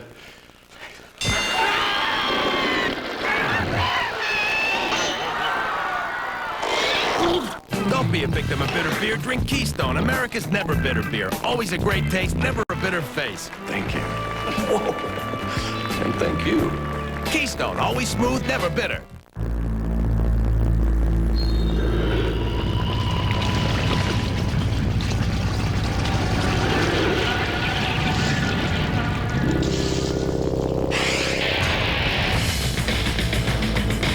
Someday, at a job interview, they'll ask, do you work well under pressure? Try not to laugh. After 9 straight losses to Tennessee, the Dogs want payback big time. Tennessee versus Georgia at 7, Saturday on ESPN. Welcome back to Marshall University Stadium, where the big concern here is Marshall sophomore quarterback Byron Leftwich, whose left ankle has been taped. Now he will go back in the ball game, but he everted his left ankle. It didn't invert it, which means he turned it in. He actually turned it out. So they have taped it. If you have to have an ankle sprain, that's the kind to have. But it's very, very uncomfortable, very swollen, has been taped up. And as you see, he will go back in the game and attempt to finish. Mike? Okay, Jerry, they'll start him out of the shotgun here on 1st and 10. And a rocket to Nate Poole. Spotted at the 32-yard line. It's about 9 yards. Well, it's been a long night, even though it's in the first half for Leftwich. He's been hit virtually every time he has dropped back to throw. There, it looks like it's a play that hurt his ankle. But it's not so much that he's been sacked. It's that every time he drops back, he's either hurried or he's pressured or he's the ball is batted down. They have to do a better job of protecting him to give him a chance. Especially in the inside. Anytime a quarterback's getting hit in front of him with those numbers like 56 and 50, it's the lineman's fault. The center and the 2 guards have got to do better to protect him in the middle. They're going no huddle here. As you see in the 15 pass attempts, the physical beating he's been taking. Trying to run it with Chanston Rogers, and that will be spot dependent. You see he fell over the yellow line. Assuming the mark is right there, it'll be a first down. I think you may have to check this one out with the sticks. We talked about Leftwich all night tonight, but it's kind of like when T. Martin had to step in for Peyton Manning. When you try to fill the shoes of a legend like that, it's very, very difficult. And Leftwich, I think some of the fans are impatient because the team is not off to an undefeated start, even though they've played some great opponents. And, of course, it's going to come down to the quarterback trying to replace Chad Pennington. If the fans are just patient with this offense and with that quarterback, I'm telling you, we all agree he has got a bright future and probably heading to the NFL. Bobby Pruitt said that he had a better beginning than Chad Pennington. There are Pennington's numbers. Remember, Pennington played 95, redshirted 96 when Eric Kresser was here, then played the last 3 years and went out 4th in all-time career yards and 2nd in number of completions in NCAA history. And his replacement finds Nate Poole, who took a shot and was bent backwards at the 38, Mario Evans, with the hit. You can tell he's being very attentive with his ankle right now and being careful not to put too much pressure on it. Doc mentioned the pain that he's under right now. It's very difficult when you're a quarterback and you're landing on the left foot, which is where the ankle was sprained. Sometimes, even though you think about it, the right foot, when you go back having that as your push-off foot, I think it's more difficult to land on a sprained ankle than to push off of it. Terrific defensive hit by Terrence Moore on the pass to Chanston Rogers, and all the short stuff is playing right into the hands of this speedy, hard-hitting defense. If you're wondering at home why they're going to the shotgun, the reason from a coach's standpoint is he doesn't have to backpedal. That's why I think this Florida State's going to do the same thing with Chris Weinke against Miami Saturday. They're going to put him in a shotgun with a bad ankle and let him throw the football. 3rd and 5 here. Just 3 points for Marshall. That will be a first down. The throw to John Cooper. The senior receiver, his 10th catch of the season. Chuck Drisback, the defensive coordinator for Western Michigan, he's going to continue to attack and get after Leftwich. This time it's going to come from Leftwich's backside, and right as he throws the football, you can see how close they are to getting to him, and he said, hey, help me out. But that was a legal play by Western. After a couple of 3rd down conversions, 5 in the pattern. And he's running on that bad wheel, but still made a man miss. And picked up the first down, and a terrific block by John Cooper. Oh, man. That's a 15-yarder. And that boy to number 6. John Cooper comes in the top left-hand side of your picture. Cooper is 6'4", 200 pounds, and right here, wow! What a shot. Was that nice or what? But I like this thing, Kirk. The kid is tough. He's showing his toughness, isn't he? He sure is. He's been showing his toughness all year. That is a big-time hit there by Cooper. Ryan Lape took the worst of it. Gutsy run by the quarterback. Now he hands to Chanston Rogers, who just vaults forward for a couple of extra yards. 2 things we talked about. To beat the blitz from a coach's standpoint, you go on a quick route because they're messing around. And 2, you get in a shotgun so the quarterback can see it better. And that's exactly what Marshall's done right now. I like their game plan with the shotgun with this kid. Changed the whole tempo of the game here as they run for just a couple of yards. Remember when we went to BYU last year, and Norm Chow is now the offensive coordinator at undefeated North Carolina State? He talked about one of his concerns of going to a lot of shotgun was how much can you run out of the shotgun. And Florida State does it very effectively.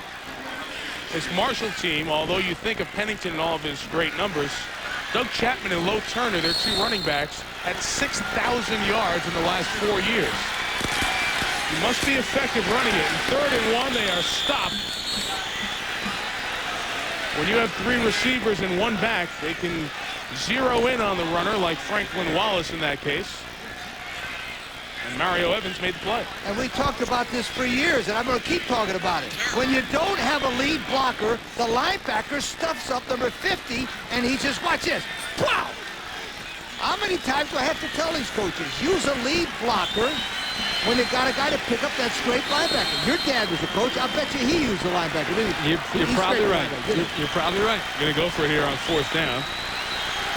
And less than a yard. Got a couple of lead blockers now. 3 tight ends in their league. Behind Smolder, the tight end. That looks to be short. Wow. Chanston Rogers had to get to the 31. That's no need to measure. It's going to be Western Michigan ball. They're going to measure, but I want to show you where the guy comes. The guy comes from inside. I can't see who it is. Right there. 94, Pinder. Pinder. The reason why that didn't work is that tackle didn't put his face across him. It's the left tackle situation. And he's a good one. Steve Shulall is one of the best football players they got, but he didn't put his face across there and put his hat on the opponent. That's why that play didn't work. No chance. No chance. Full yard short.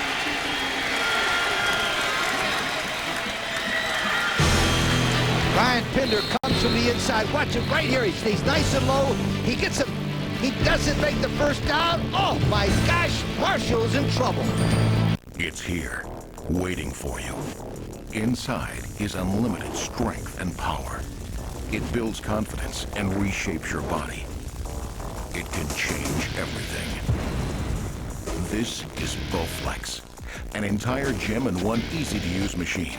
So powerful, it delivers over 60 health club quality exercises with up to 410 pounds of resistance, all in the convenience of your own home. Strength training with Bowflex is so effective that we guarantee you'll get the results you want in 6 weeks or less. And you can own one with no money down and payments as low as $33 per month. Bowflex is real. The results are real. The question is, are you ready for Bowflex? For a free video and brochure, call or go online at bowflexdirect.com. Do the research, listen to real customers, then place your order online and get started. Bowflex. Who said change isn't easy? Sure, we all receive fan mail occasionally, but there are some Sports Center anchors who average a bag or two a week. Thanks for the letter.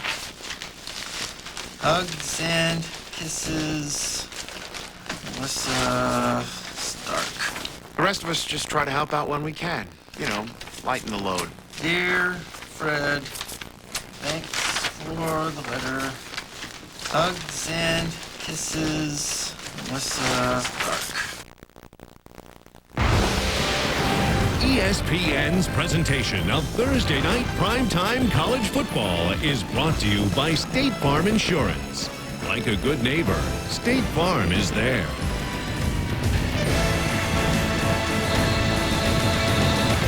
Surprisingly low-scoring game. Thought we'd have more points in this. One team averages in the high 30s, the other in the high 20s. It's just 7-3 with 4 minutes left in the second quarter. In that group, the offensive line chastised by not just their position coach, but the head coach. Bobby Pruitt came over during the timeout. Robert Sanford's run as they get ready for second down. Here's Reese Davis with the SportsCenter in-game preview. Reese. All right, Mike, coming up at the half, we'll check in on the baseball playoffs, Braves Cardinals highlights, update you on the Mets and Giants. Our halftime blitzers will take you around the country, and a punt play that Purdue would probably kill for in hidden video. That's all coming up at the half. Yes, Reese, those two Boilermaker failed punts, couldn't even get them off against Penn State. Turned the tide in the game in Happy Valley last week. 2nd and 3, Welch to throw. Josh Bush was triple covered. Here's Doc Punch. Michael, you mentioned Coach Bobby Pruitt from Marshall during the timeout, came over and talked to his offensive line. Now, Coach Pruitt loves physical football, but he did not like what he saw a moment ago on 4th and short. He came over and challenged his offensive line, got in their face and said, guys, we cannot stand still. 4th and less than a yard, we've got to move some people. We've got to get off our feet and move some people. He went one by one in their face to explain to these guys that we are just standing still and not playing typical Marshall physical football. As we mentioned, they've run the ball successfully during this great run that Pruitt's had. 52-6 as the head coach. Western hasn't picked up a third down yet. Still have it, 0 for 6. George Miller had the coverage on the pass intended from Marco Wolverton.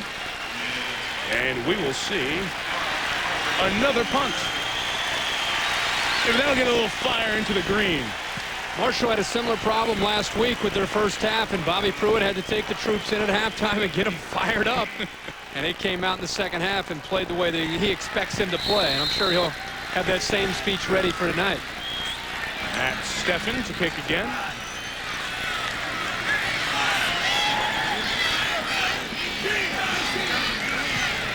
Lanier Washington waiting. Good kick. down as Washington that in tonight. comes to the 17. There you should call. Curtis. A halo. The halo in. Was that a halo? That came out a little late for a halo. That's all right. We got it in. We'll get it in. Thursday night. Face mask? It's Thursday night. We'll slide it in. Got it out of the way in the first half. Halo rule is you can't be within 2 yards of the man when he catches the punt. See what Mr. Algie has for us. He just told him. Yeah. You have interference. Oh, all right. The 5-yard belt, or the 2-yard belt, excuse me. It's a 5-yard penalty, so it would be declined. First down.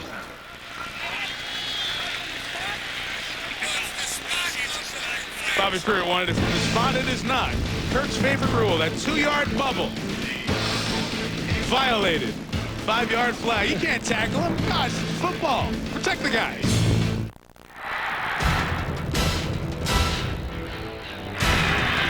Huntington looking, throwing, touchdown! The best teams in the match square off Saturday, December 2nd in the 2000 Mid-American Conference Football Championship game. Be a part of the action by calling 800-843-4373 to order your tickets now.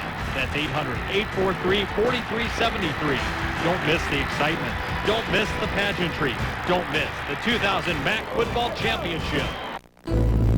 Western Michigan University, founded in 1903, is among the nation's top 100 public universities, according to U.S. News and World Report. A nationally recognized student-centered research university, WMU enrolls nearly 29,000 students and offers more than 250 undergraduate and graduate programs. Western Michigan University, right where you belong. Our Circuit City Scholar Athlete of the Week is Scott Pettit, Biological Education 4.0. And on the football field, he is a classic try-hard guy. Every play, every snap he's in there, gives you what he has. Good effort. Leftwich on first down. To Greg Kellett, who is the first-string tight end. Pettit is behind Kellett. Catch 8 of the year for the junior. Marshall moved the ball, picked up a couple of third downs in the last drive using the no huddle and shotgun. See if Steve Shulo on the offensive line can keep Western Michigan off number 7.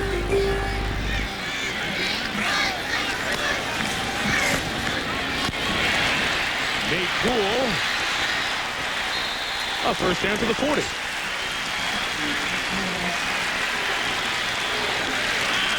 Catch number 4 for Nate. Nate Poole has been relatively quiet tonight, but here he finally gets a chance to do something. He does a great job, they say, of sitting in zone. He's probably better against zone than any other receiver that Bobby Pruitt's been around. A look long here. Leftwich up top. Coverage is good. That's the honest truth. Near Washington, the intended receiver, and Ronald Rogers was right there. I like the fact that here the last 2 or 3 series they're at least trying to stretch the defense. They hit one and they've missed a couple on the last drive, but the fact that they're at least taking a few shots deep and letting Western Michigan know that they're not afraid to try to go behind that man coverage. Here's your guy, Lee, Darius Watts. Speedster, number 40. Joe Ballard, the corner's backing off. Too high for Poole. It may not have been too high. That's one I think Nate thought he should have hung on to. 3rd and 10 coming up. Leftwich set out last year. He redshirted. Had a tonsillectomy after the first 3 games. It's one of the reasons that they did not play him at all and decided to give him the redshirt year. Another year of sitting and learning behind Chad Pennington. Western Michigan has taken a timeout here. Got a chance to talk with the man who used to fill the quarterback shoes for Marshall, Chad Pennington, today. Chad is with the New York Jets. 3rd-string quarterback for now, coming off a knee injury, but certainly the Jets quarterback of the future. And Chad was here last week. The Jets had a bye week. They were undefeated. And he was impressed with what Leftwich has done so far. And he said what impressed him the most in watching him is how he's been able to take the hit because he hadn't played football for 3 years. Yeah, if you look at the pounding he has been able to take here in these first few ball games and continue to come back, that's the most impressive thing. But I think the thing that people need to understand is be patient with Leftwich. He's going to be a phenomenal quarterback because of his great arm, and he also has a great vision downfield. And if he's going to make the commitment the way Chad Pennington did in learning the game and studying the game, matter of time to the offensive line is going to do a better job of protecting him. But he's got courage, and he's got arm strength, and he's got a touch. He's going to be a great quarterback. All he needs is to stay here long enough so they can recruit some more offensive linemen. Because I don't care how good you are as a quarterback, if you don't get protection, you can't throw the ball. Especially with the guards and centers now, with the fact that they're coming right up the middle on this kid. I think Leftwich has got a great future, but the key to the thing will be getting a couple of more big offensive linemen to put in front of him. That and a running game. One of the things that helped Chad Pennington was having Doug Chapman back there to run the football effectively. You had James Williams on the outside, Nate Poole. It seemed like that combination, they were here for years. James Williams now playing with the Seattle Seahawks. But you constantly have to turn over new talent and bring in more running backs who can help him out and take the pressure off. It's an offensive line that, because of injury, hasn't been together very much this year. Leftwich hit again, but this one's caught. Lanier Washington, 17 yards and a first down. And Leftwich pulls himself up off the carpet again. He's kind of getting used to this. Get hit, get back up, let's go, take the next snap. You're gonna see the kind of arm strength here, the quick release, and you have to appreciate he feels Browning coming right to him, and he still makes that throw. Lanier Washington makes a good cut away from the defender, man coverage. I like that also. Down, complete to the 33. Nate Poole again. Finding the spots in there, a dozen yards. Nate Poole getting right across the first down marker. The ball is thrown before he even makes the cut. Does a nice job of coming back to the football. Nate Poole is a veteran receiver, and he knows exactly where to find the sticks. Came up that was 9 yards. Came up a little bit short. Poole's caught 5 now for 48 yards. Just need an inch here for the first down.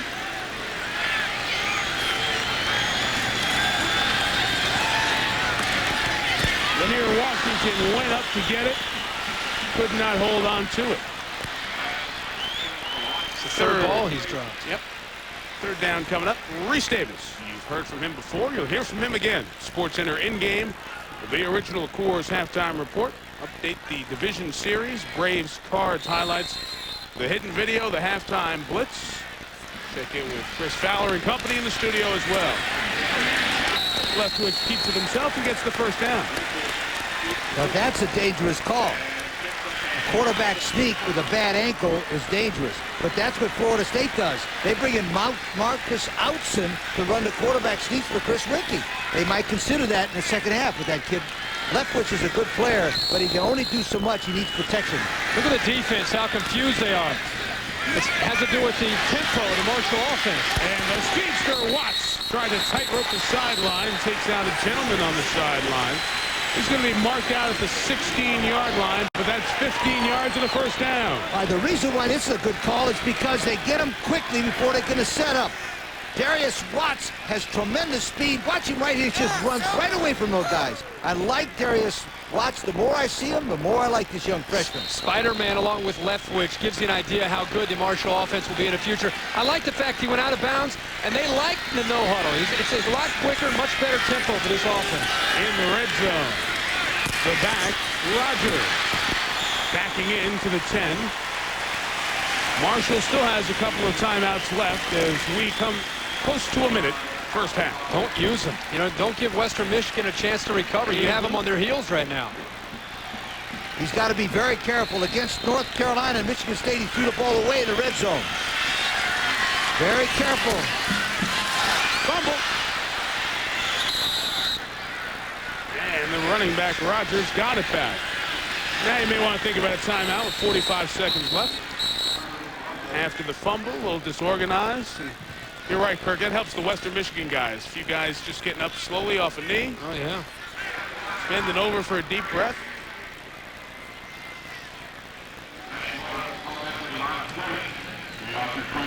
almost looked like Leftwich may have turned the wrong way. And Soldano was ready to pounce on it, and Rogers lucky that it bounced back up to him. And one thing I would do here, I'd look at the #1 guys that I have. I've got this kid, Nate Poole, #3. He's dropped a couple, but he's a senior. Get the ball to him, whatever you do. Washington, a senior, dropped a couple, but he's still 6'2". I'd go to the tall receivers down here to the end zone, Washington and Poole. That's exactly what I would think. And when we talked to the Marshall's offensive coaches, they pointed out the matchup that they felt most comfortable with on the outside was going to their taller receivers in situations like this. You have to believe they're going to look for that kind of matchup against the, you look at the cornerbacks of Western Michigan, 5'8", Ronald Rogers, and Ballard's at about 6 feet. Maybe you go after Rogers, #2. See what Western Michigan does defensively down here. The Broncos lost to Wisconsin 19-7, but have since beaten Iowa, Indiana State, Toledo, and Ohio. And Toledo was the preseason pick in their half of the MAC. That's Poole, #3. He's in the slot there, actually in the middle, with Foy closest to the offensive line. 34. John Cooper tried to stretch for the first down. The mark is short. It's 4th down. There's 33 seconds left, and the clock's moving. You can pick up the first down just by getting a little bit. They're going to call a timeout. I mean, anytime there's a situation like this, as soon as he doesn't get the first down, you got to call timeout because they lost about 4 or 5 seconds there that could be very valuable. 4th down and 1. So they'll figure out the personnel for 4th and short from the 5. Tomorrow night, the debut of Friday Tailgate on ESPN Classic. There are going to be a lot of big games on Saturdays the rest of the way now. So on Friday night, you'll see old versions of the matchups coming up on Saturday. Tennessee-Georgia is our primetime game. We'll show you the 92 game on Classic. Oklahoma-Texas on ABC tomorrow. We'll show you the 90 game. And one of the many Miami-Florida State great ones, the 91 game. Tomorrow night, ESPN Classic. Call 1-800-CLASSIC to get ESPN Classic. Are you kidding me? That's as good as it gets. You got little Garrison Hurst and what? Heath Schuler in the first matchup. That's right. What do you got in the second one? 1990. Forget about it. And then the wide right. Forget about it. Wide right. South Beach. Wide right 1. You're not going to be watching television. Wide right.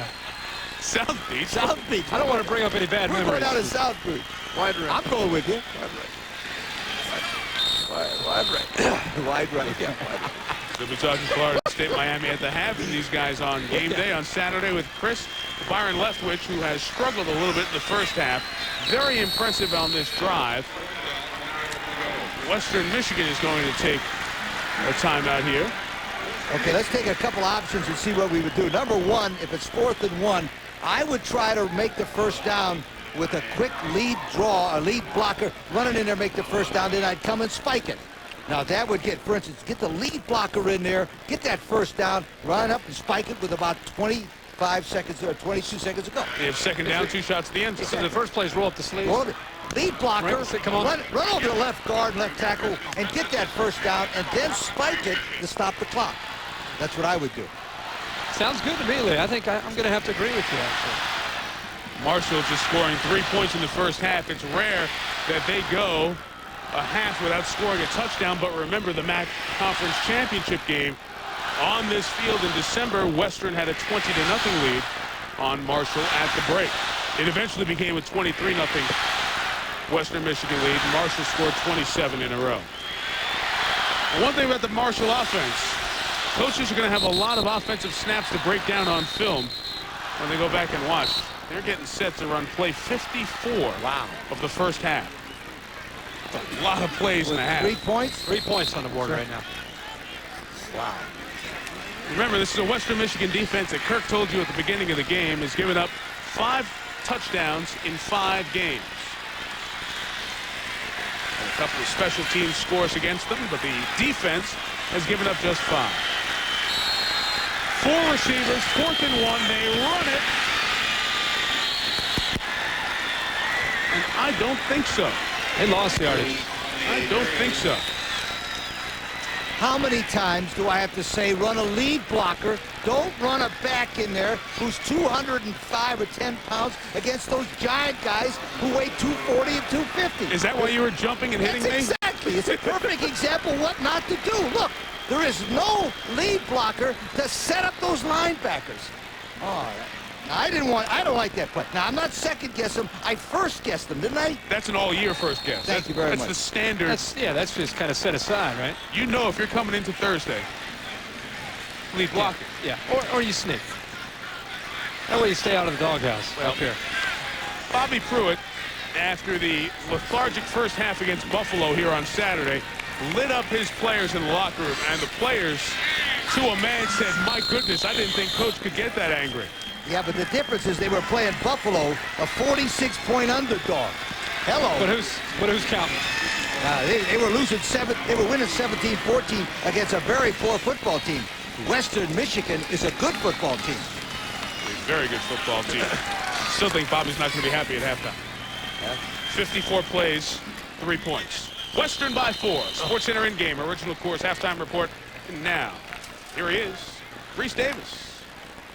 All right, Mike, thanks a lot. And certainly Western in tough territory going to the half with a lead. Coming up, SportsCenter in-game at the half. We'll take you out to the ballpark, and I think you'll see that the patrons at Busch enjoyed the thrill. And there's another thrill on the loose in Death Valley. We'll do the halftime blitz thing, and this looks pretty routine, but touchdown. They lead in Huntington 7-3.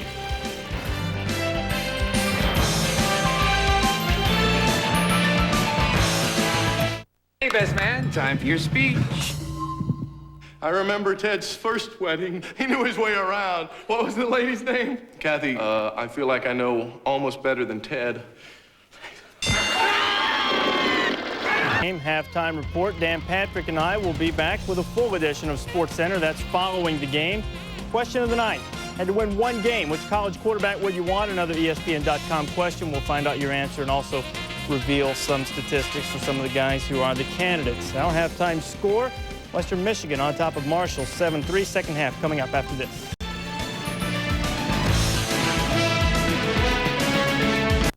Field. We are set for the second half here in Huntington. It's 7-3 Western Michigan lead. As you see, Marshall had all the opportunities, but Western had the lone touchdown of the first 30 minutes.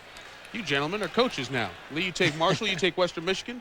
Tell me how you approach the second half. Well, first thing, I'm going to protect my quarterback, but I'm going to put some new pass protections in at halftime for Marshall, get the ball quicker, continue to use a quick count, or I'm using the shotgun. Defensively, I'm not making any changes on Marshall. We're playing pretty well. I love what Marshall did when they got in the shotgun. The tempo seemed to be quicker, getting a quick count. But if you're Western Michigan, you have to be very happy with your defense and what they've done in the first half. Continue to pressure left, which get after him, show him a variety of looks. And then on offense, I like how they're mixing it up, mixing in Sanford, mixing the pass a little bit. But they've got to be more effective once they get the ball inside the red zone and score. But their defense has played well. Again, it is a Western Michigan defense that has allowed just 5 touchdowns in now the first 5.5 games. Remember, Marshall won the toss and elected to receive. So Western Michigan gets the ball to start the second half. Along with Toledo, these are the 2 best teams in the Mid-American Conference. The second half is underway.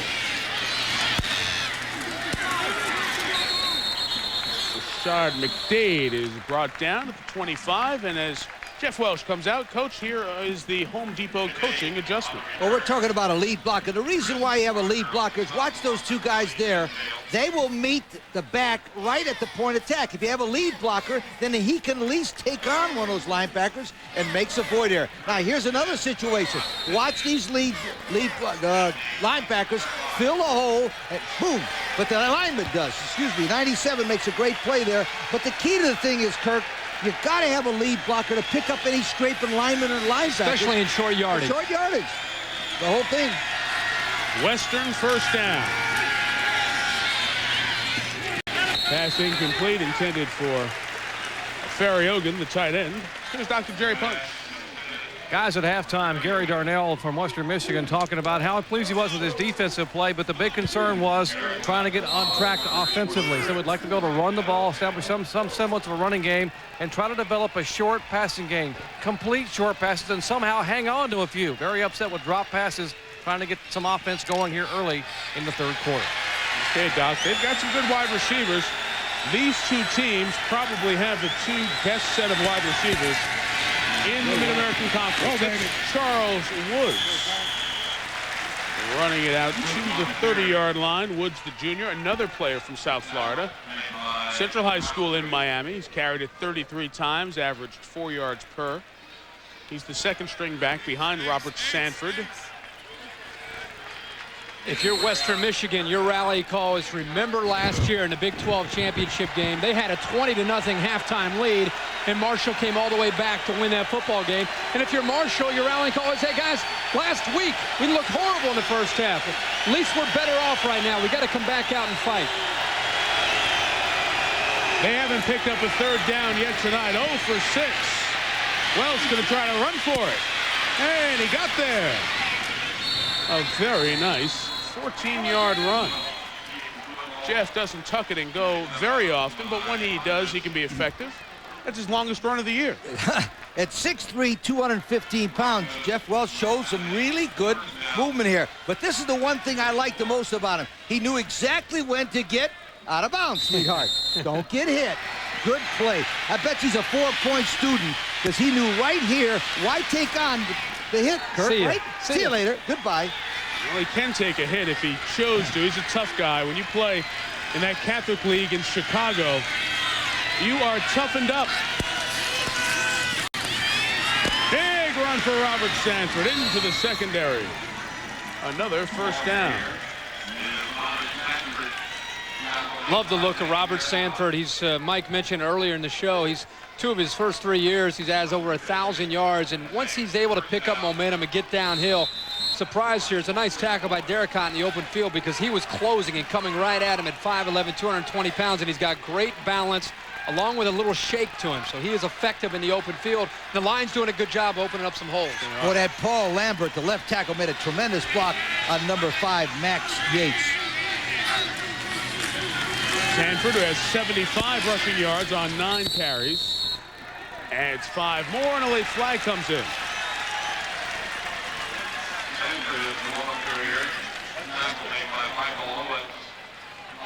We listed the incorrect officials on the flip card before the game. I apologize for the incorrect ID.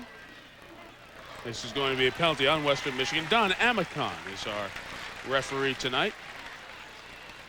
I had a chance to talk to Dom getting out of the hotel. He likes cigars. He's a full-blooded Italian, and so is his wife. We have Nice a dead ball, personal foul, late hit on the offense. It's 15 yards. It's a dead ball, so it'll be second down. He was having a cigar out front talking about going over to Italy to visit. Is that right? Yeah. I guess when you're the official, you're not going to win or lose the game, so you can have the victory cigar before the game. Exactly. Good point. I like his mustache, too. He looks like Clark Gable, doesn't he? Look at him. Oh, very sophisticated zebra. Don Amicon. After the late hit, it is 2nd and 20. No, not fooled. Not here. Ralph Street had one come right down Broadway for him.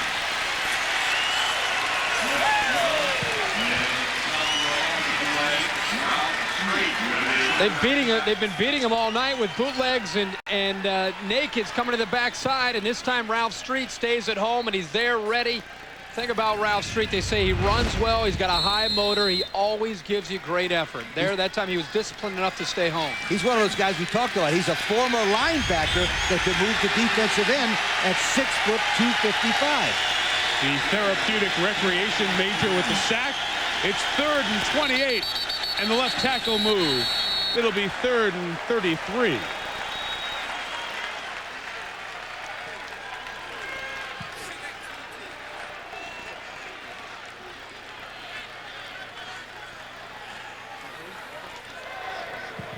You have a dead ball, first start on the offense, 5 yards, still 2.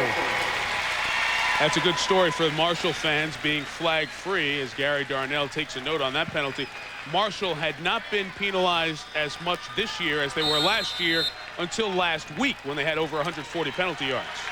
Speaking of penalties, Mike, go back to the personal foul. The dead ball personal foul really changed the entire momentum of this drive.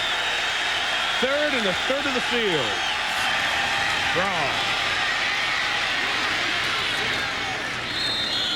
Pad Sanford's numbers, get him out to the 46. Gonna move him up near 93 yards on the game, but most important will be a punting situation for Western. So the Marshall defense able to get off the field.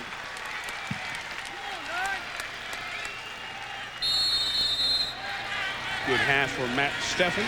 Marshall's blocked a couple of punts this year in the game against Michigan State.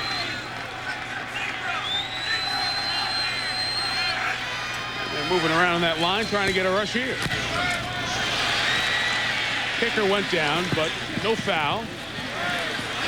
And a good bounce. Surrounded boys, down to the 2. Good job, Matt Steffen and the Western Michigan special teams. A long field on the opening drive for Byron Leftwich after a 52-yard punt. Looking for a little more excitement this season? Enjoy the most football with DirecTV and NFL Sunday Ticket at Circuit City. You'll get up to 13 games every Sunday, and right now you can save up to $400. Get your DirecTV system at Circuit City, subscribe to Total Choice Platinum Programming and NFL Sunday Ticket, and get 3 free months of Total Choice Platinum. Plus, save $100 on standard professional installation and up to $40 on powered antennas. Now at Circuit City. I can give you everything you've always dreamed of. Let's do it. Who are you? I'm the devil. Wish for something. I wish I had a Big Mac and a large Coke. Comes to $3.47. Do you have $3.47? I left my purse in the underworld. What do you want with me? I can make the whole world love you. Is this real? Do I look like somebody who'd try to trick you? I wish I could play professional basketball. You got it. I want to be sophisticated and charming. Elliot may get everything he wants. I want to be rich and powerful.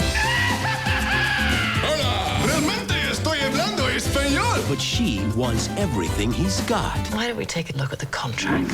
I have to give you my soul? Brendan Fraser. The whole deal is off. We still have business here. Wait! It's her! It's her! She's a devil! Elizabeth Hurley. So what you in for, brother? Eternity. Ooh. Bedazzled. Rated PG-13. October 20th only in theaters.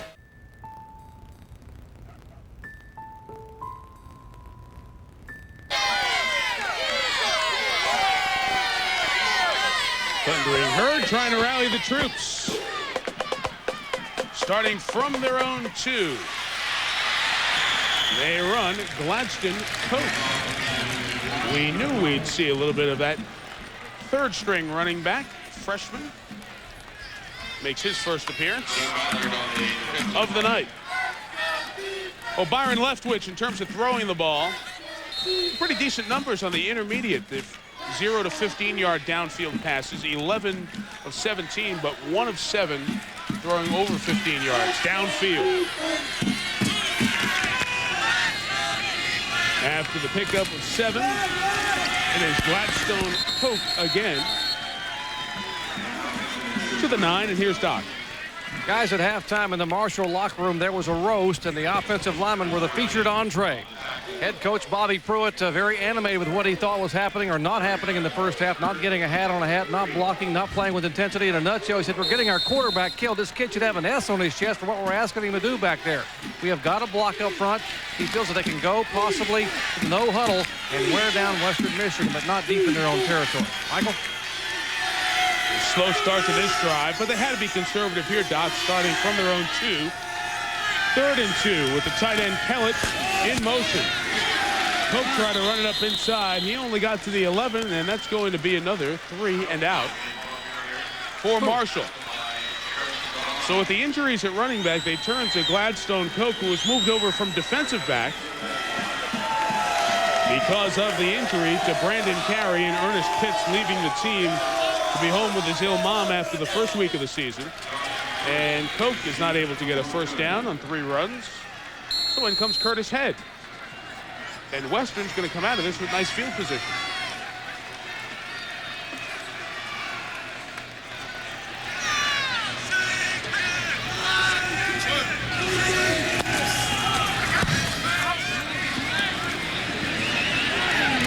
45-yard kick. Josh Bush on a run. Josh Bush explodes to the 22.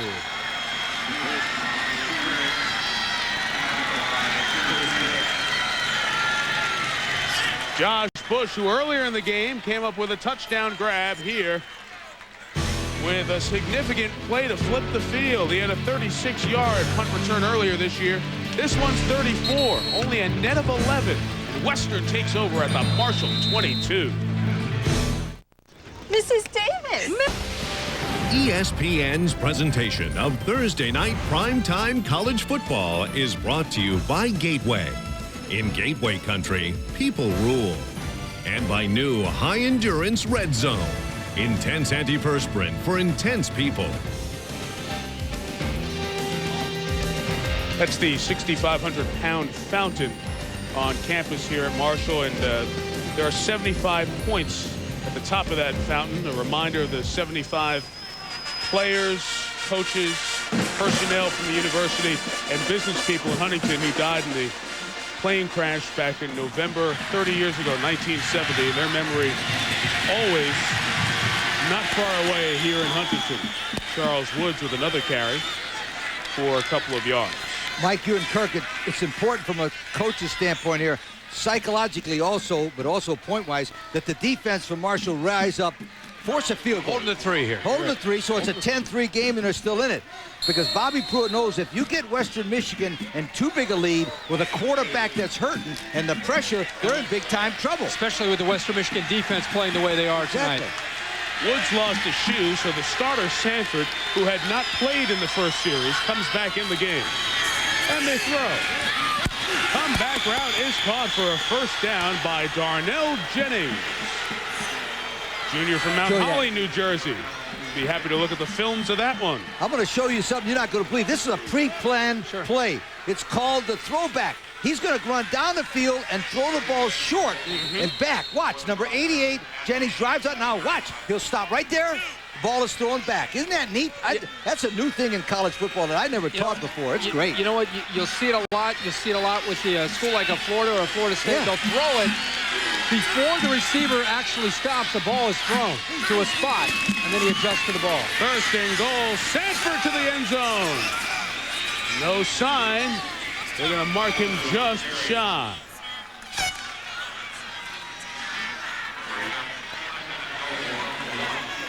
Boy, oh boy, I get a chance to show you a lead blocker. Watch that. That's what you do on short yardage. You put a lead blocker in there so he can block the linebacker so your running back, Sanford, can go forward. Now, is that too hard to do? Isn't it simple? Scott Selzer. That's a perfect picture of it, Mike. He has no carries. Now they got 2 of them in here for you, Lee. Yep, that's the I formation, Tom Nugent. And it is Sanford. Touchdown. Western Michigan.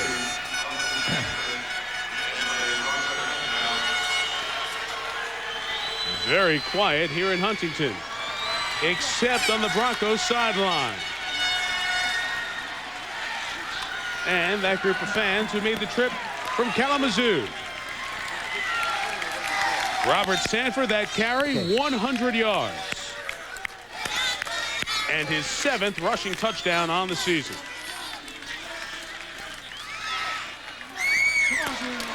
Brad Salent on for the extra point with Wes Dodson holding.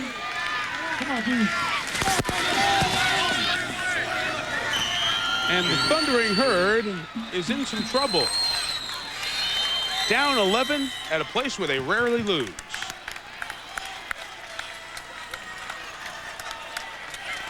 This is the stack I formation invented by Tom Nugent, Florida State. Watch one lead blocker to the right. He'll get number 45 blocks out. Number 47 leads into the hole. And number 33, Sanford scores. Perfect example of a lead blocker. Now, if Western did that, why can't Marshall? Thank you very much. Dickie Greenleaf? It's Tom. Well, he's a pretty good runner. Number 33 from South Florida, Robert Sanford, over 100 yards, or at 100 yards exactly, beg your pardon. And the touchdown there. It is his 14th 100-yard rushing game, 2nd in a row. And the Marshall defense now with some work to do. Their offense has not been very potent tonight, and they're down 11. And the 27,000 who are here are a little concerned. You got to be kidding me. What are you thinking about? Well, Curtis Jones gets a return to the 30. A flag is down. I know it worked out, but 8 or 9 yards deep in the end zone. Brought it out. There is a point where you try too hard. They're going to push it back. They'll send them back. Marshall comes in tonight looking for a 34th consecutive home win. They've won 33 in a row on this field, including some championship games. Florida State is next, 31 straight home wins, although a longer unbeaten streak. Kansas State sits third. Their fight song has been played with some joy. 25 straight home victories in a row in Manhattan. But here, it's the nation's longest home win streak. And not just winning, but dominant. We remind you of those facts as Western has an 11-point lead. And for the second straight drive, Marshall will start from inside of its own 10. The team in the 90s may fall under 500 here in 2000. First down run for Gladstone Pope. Here's Jerry Punch. Guys, Broncos defensively have lost one of their starters, at least for the evening. Jared Pike, number 53, is the starting left end, out with the right shoulder. That's why that 97, Chris Psycho Browning, they call him, is in for the rest of the game. Hopefully Pike's shoulder is minimal. They've taped it, but he will not come back in tonight, so Browning will finish off the evening. Michael? Thank you, Jerry, the former walk-on from Muskegon, Michigan, on the sidelines, and Browning will go the rest of the way. Leftwich, complete. John Cooper's catch comes at the 16. Right at the mark. I think they need to go back to that no huddle, not only because they're down by 11 here midway through the third, but it just also late in the first half they seem to have a little bit more of a flow with their offense. And see if they can, even if they pick this first down up after they've done that, let's see if they maintain this no huddle offense. They did pick it up. Kirk, first down for Marshall. One of the most important guys in the whole field right now is number 58, Jeff Edwards, the center. And the shotgun is not any good unless he can do that right there. Pocket closes. Leftwich can't escape on that bum wheel.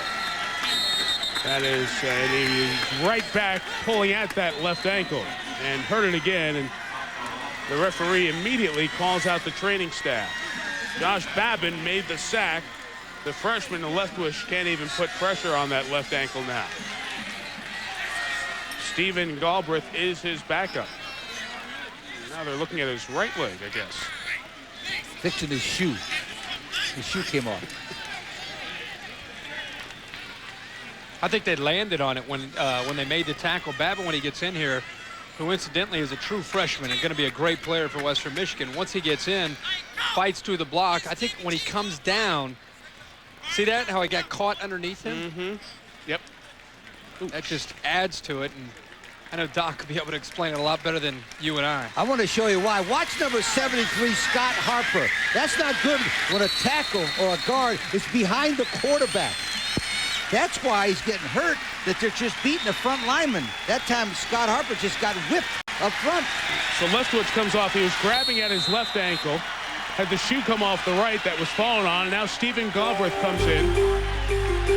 His dad, Marty, was an assistant coach here. Left to join Chuck Amato's staff at North Carolina State. Galbraith transferred here from Memphis so he could play on his dad's staff. Now he's in the game at quarterback. And the freshman Watts gets hit immediately by Ronald Rogers. How about Galbraith? He's seen it all week on film. They blitz. They're going to come after you. If you get your chance to get out there, understand that they're going to always blitz. First play, he comes in. He's excited. Second long, it's time to throw. And hello, welcome to the ball game. Come on in for your play. Well, he leaves 1 for 1 on the stats. That's all right. Leftwich comes back in.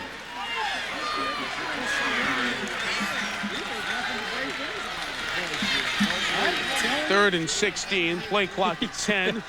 Come on up here and help me out. Get up there, Wallace. That running back to pick up a linebacker coming. He did. Nobody's open. Leftwich hit as he threw. Flag coming. No. Incomplete. And Bobby Pruitt's right there, chewing on the left ear of the field judge. No way he can read the official's lips.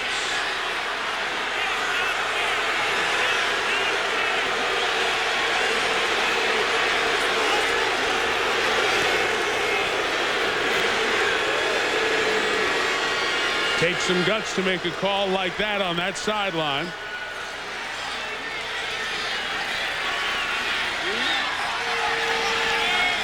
Fourth down punt. Curtis Head again.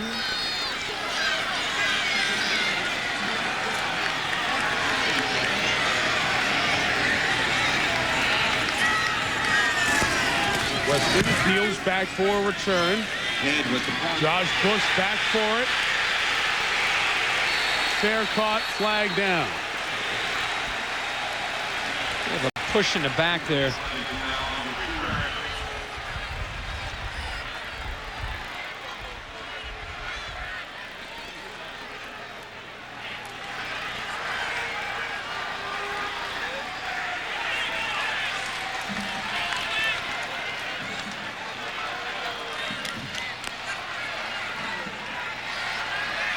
Jason Feldpouch, defensive back from Fowler, Michigan, walk on. You have a push in the back on the receiving team, 10 yards, first down.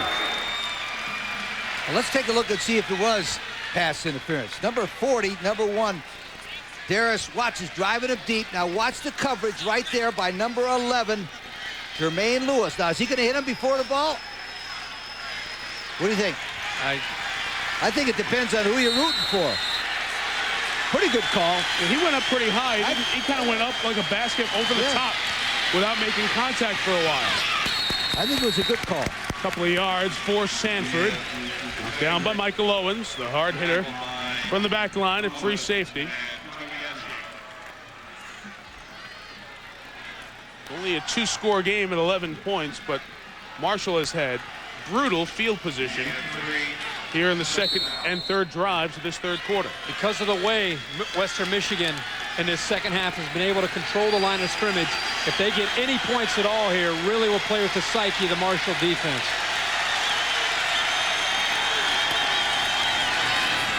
Jeff Welsh to throw, and he had time.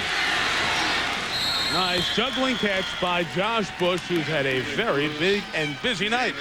First down, Broncos. ESPN's coverage of the National Football League continues on Sunday night.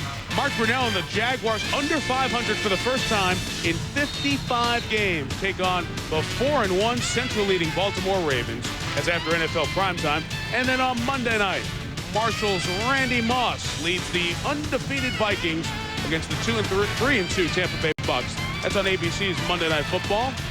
And we will get you started with Monday Night Countdown at 7:30 Eastern on ESPN. After the first down, here is Welsh on the run. You could almost sense it. He knew he was going to take a lick there.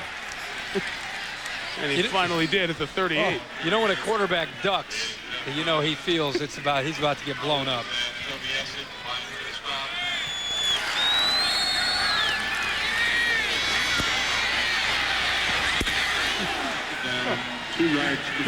Paul Toviesi was chasing him.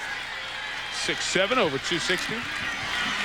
I've been impressed with Toviesi. I think he's a fine-looking pro prospect from that outside position. Welsh just had a couple of nice scrambles. He picked up 9 there.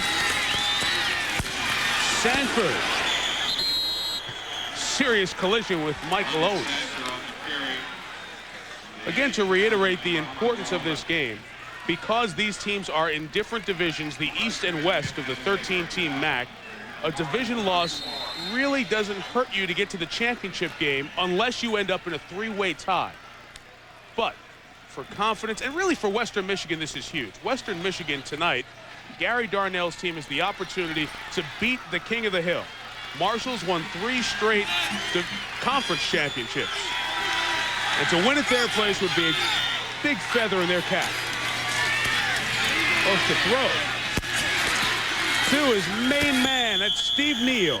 21-yard line, first down, Broncos. We mentioned only the second player in the history of this conference to get over 200 catches. Eugene Baker of Kent had 229 career receptions. Neal now has 202. Because of the way they're mixing up the run and the pass, it's keeping the corners of Marshall isolated out on an island out there. Derricott, in this case, can't stay with Neal because the quarterback, Welsh, has all day to throw the football. And right now, the Western Michigan offense with the play calling, keeping Marshall off balance. Man coverage at the top of your screen with Could be Neal a fade right up here. and Derricott. Welsh comes to the near side. Intercepted, dropped by Larry Davis. He had it and started running and put it on the turf. Number 21, Terrace Tarpley, his own man, knocked this one out of his hands. I know you're laughing, Kurt, but if we see a replay, you're going to see this happen. I think we have tape machines. Yes, we do. Keep your eye on Terrace Tarpley. Number 21, right here, watch. Oh! Was it his own wrong. knee? It was I was his own wrong. knee. No, Yeah. I was wrong. I thought Terrace Tarpley hit him. That's his own knee, isn't it? Terrence didn't help the situation. That's Yeah, for but sure. I thought he knocked it out like a tackle. That was So wrong. did I. 2nd and 10. Reverse bunch. Got a block. Got to the 16-yard line. That was the right tackle. Matt Stover with the block to help Bush gain 7. You know what? I don't know who got the better block there, Stover or Street here. This will be interesting to watch as he comes around on the backside. Watch number 60 pick up the big block. Right? Oh, boy, we just missed it. But Ralph Street gave him all he could handle, even though he did a good job of getting in his way. You got to give Brian Rock, the Western Michigan offensive coordinator, a lot of credit for mixing up the plays here. These are good play calls. That was a good collision, too. 60-53. Wildcat as he threw. That's the same route they threw earlier, the comeback to Darnell Jennings. This time, the timing was thrown off by the pressure up front. You just got to love collisions. We got to go back to that last play. You want that again? We got to look at that one more time because you're going to see Matt Stover, number 60, come around, and he's going to get a good block here. He's got a great opportunity. He's going to be waiting over here on the left side of your screen, waiting for number 53. Now watch 53 blow him up. Boom! He went right through him. Didn't make the play, but at least he got a good hit. 4th down field goal attempt, Brad Salent, 32-yarder. Missed from 42, right on the money and off the locker room facility from 32 yards out. So Brad Salent from Paw Paw, Michigan. Walk-on all-time leading scorer for the Broncos, giving Western a 17-3 lead.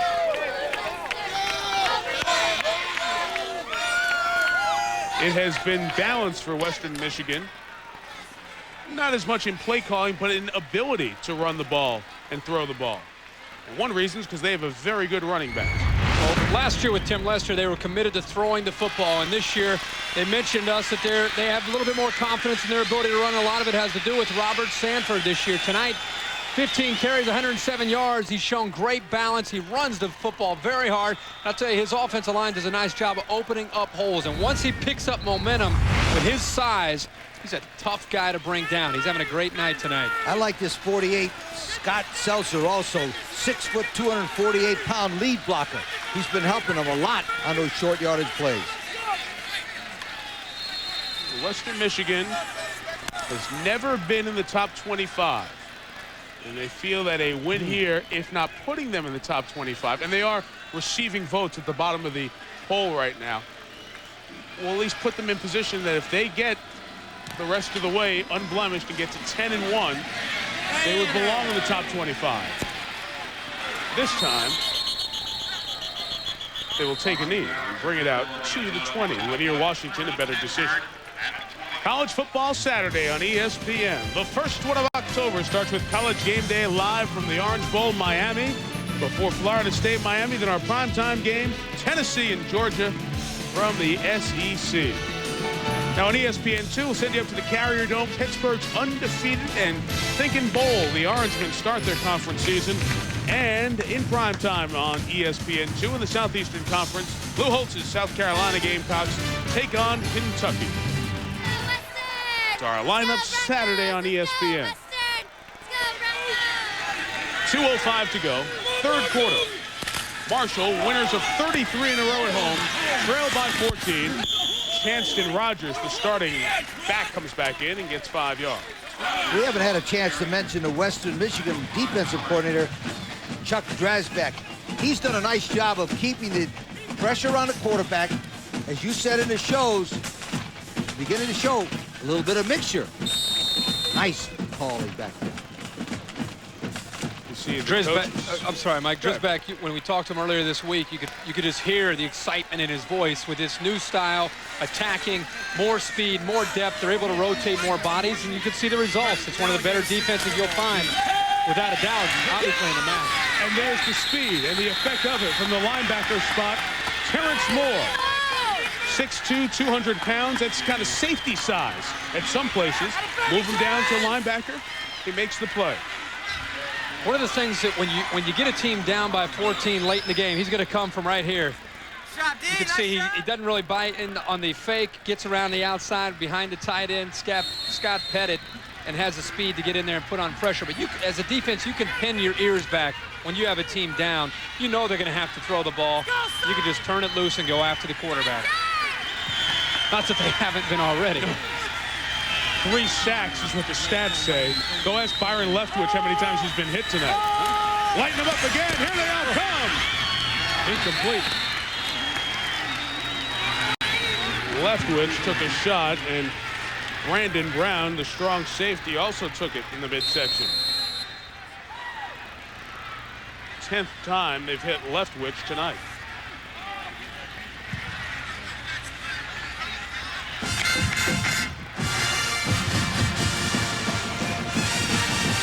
Leftwich keeps getting back up, keeps stumbling over to the sideline. Their blitzes not only come from the outside, but here they're going to bring a strong safety. See, again, you go back to the initial point way back at the beginning of the broadcast, and when you have a young quarterback, they're not only going to bring linebackers, they're bringing cornerbacks, they're bringing strong safety, they're bringing a free safety, and it's had a big effect on slowing down Marshall. And there, he took another shot coming right at him, right up the middle. And one of the things that looked good on that one is what they call a delayed blitz. That strong safety came from the very last minute, and after all the pass protection has been taken care of, Brown comes from the secondary and gets to the quarterback.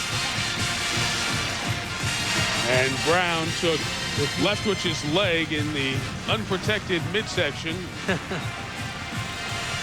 as a hard-earned sack. If you'll keep your eyes on number 29, Brandon Brown. Here he comes from the top of the picture, right there. Here he comes. It's what they call a delayed blitz. One of those two guys are going to get to the quarterback. Even if they do complete it, it's a hit, and that's what they want. Brandon Brown from Southridge High School down in Miami. Head kicks. And this one's going to be right at midfield. This is 30 yards. Bob Pruitt's not used to seeing his teams perform like this. 52-6, including 2 undefeated seasons. In '96, the final season in 1AA, and last year, 13-0. One thing about Bobby Pruitt, he won more games in a 5-year period than any other football coach that's ever coached a game. He just beat Barry Switzer to get that honor. That's a tremendous honor for Bobby Pruitt right there. Marshall alum, class of '64. Welch to throw. And somehow that pass was completed. It was nearly incomplete. Possibility of an interception. Micah Zool ended up making the play. That will bring the third quarter to an end. Well, it was a mostly fourth quarter comeback in the MAC championship game on this field last year when Western Michigan had an edge. Marshall's going to have to find some of the same here in the regular season of 2000 because the defense has lit up Byron Leftwich tonight. He's been sacked 3 times, hit 10 more. All the timing's gone for this offense. Western Michigan's speedy defense helping to a 14-point lead, heading to the 4th. Monday Night Countdown, every week at 7. Coach, somewhat reminiscent of what happened on this field back on December 2nd of last year. You were down by 23 in the second half, but pulled it off. Can this team do the same thing down by 14? Well, hopefully we can. I think we got a chance. We just got to turn it around a little bit. Our field position's been real bad, and our kicking games put us in bad field position. Maybe we can get it turned around, and I think we can get it going. We can certainly score 14 points in a quarter. Quarterback showing a lot of courage. He's doing a good job. We just have to block a little better for him. Thanks, Coach. Jerry Punch with Bob Pruitt and his quarterback, Byron Leftwich, taking a beating and really going to have to be in probably no-huddle shotgun for the remainder of this game. It's been the only thing that's been moderately effective. Marshall had just 13 yards in that quarter, and we start the 4th with Western by 14 and with the ball. The flag is down for offsides. Sanford ran it for the first down anyway.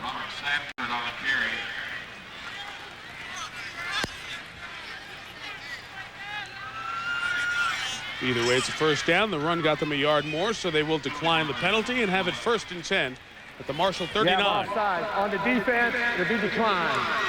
First down. Oh, we talked about last year. It was 23-0 in the championship game. Western Michigan with an early field goal to jump ahead. Chad Pennington led Marshall back. Took the lead 27-23 early 4th quarter. Western with the touchdown pass from Tim Lester retook the lead. Final drive, 4 seconds. It was Pennington with the touchdown pass to Eric Pickerton for the victory. First down pass to the tight end, Ferriogan. 2 things I noticed different. Number 1, they had Pennington playing quarterback, and Kirk, number 2, they had the all-green unis. Yeah. They look like the Oregon Ducks, only prettier. Maybe it's the green pants is messing them up. Marshall wears all white or all green if it's a big, big game. They didn't consider this a big, big game in terms of the whole division thing we talked about earlier. Wow. It's a bigger game for Western Michigan than it is for Marshall. Sanford got through to the 26. I don't mean to mislead folks and say this isn't a big game for Marshall, but they weren't hyping this game the way Western Michigan was coming in. Sweetheart, you got a 33-game winning streak at home, and this ain't a big game. Oh, it's a big game.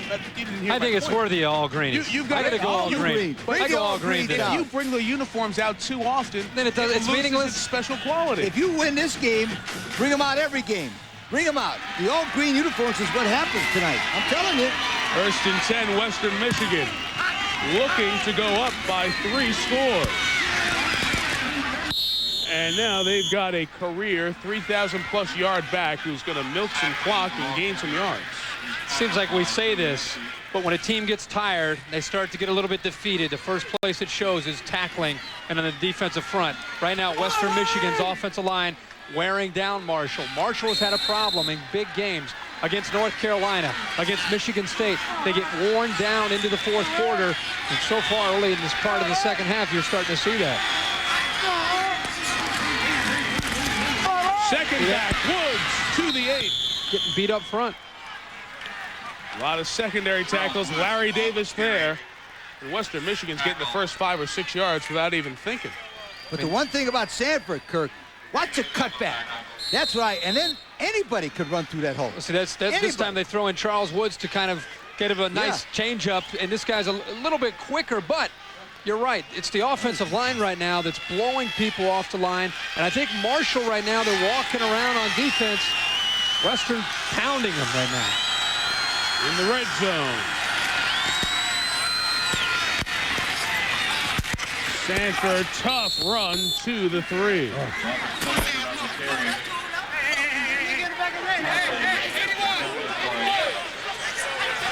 Couple words there. Couple words for the fellas. Sanford has the speed, and also not only the speed, but he has the upper body strength. Here it just looks like he's going to get pushed out of bounds, but he keeps fighting to stay in bounds and get as many yards as he can, and he took the ball all the way inside the 2-yard line. 5'11", 220 pounds means he has a low center of gravity, and he runs behind the pads in football speak. He also has his shoulders square to the line of scrimmage and comes right at you. Inside, it's Woods this time. Still plowing towards the goal line. Finally shoved back with 3rd and short coming up. And you don't want to take a stupid flag here. We talked a lot tonight about Western Michigan's defense and how they've changed as far as their theory and being more aggressive and attacking. The Western Michigan offense has changed a lot as well. Last year with Tim Lester, they threw the football all over the place, and they were more of a finesse team. Even though you had Sanford back there, they weren't as committed to the balanced attack. This year, when they broke camp, they were committed to being more physical and having more balance with a younger quarterback, and you're seeing the dividends of that. 3rd and a half a step to a 3-score lead. Touchdown. 23-3. And the 33-game home win streak is in severe trouble.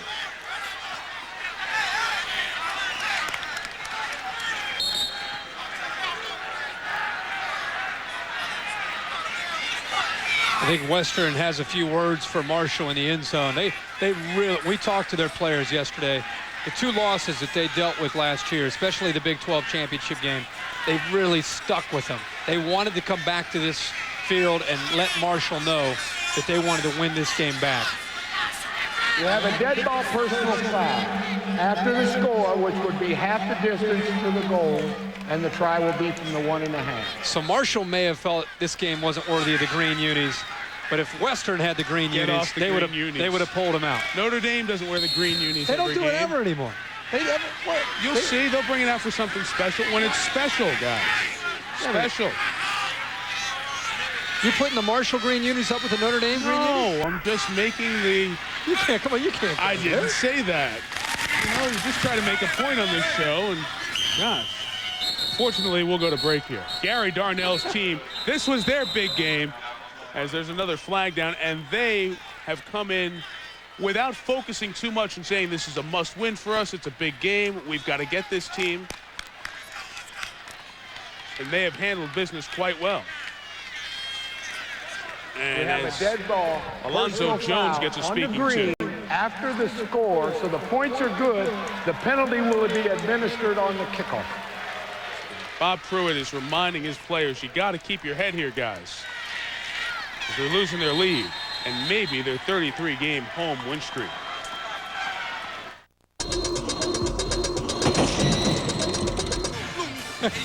The proud Western Michigan sideline right now. Anybody who will listen, Mr. Sanford, they want to talk about those couple of touchdowns going over 100 yards, 133, and sure they missed Chad Pennington, but they also missed the players on defense as well here tonight. What about Sanford? Talk about running behind the center and between the tackles. Rarely do we see that in college football. This just in, but these two teams playing the MAC. I'll get that sooner or later, but you're right. Running the football up the middle effectively. And it's not just draws. I mean, they're running up the middle hard. And this young man, Robert Sanford, he has the look of an NFL type of running back. You have to believe he's going to get a look at that next level. Sure will. Yep. He played at a great football program. Carroll City down in Miami can play with anybody in the country in high school. Kickoff from the 50 is good. Good. That's a ruse, right? A little CFL. Give you 1 point there for that. Oh, yeah?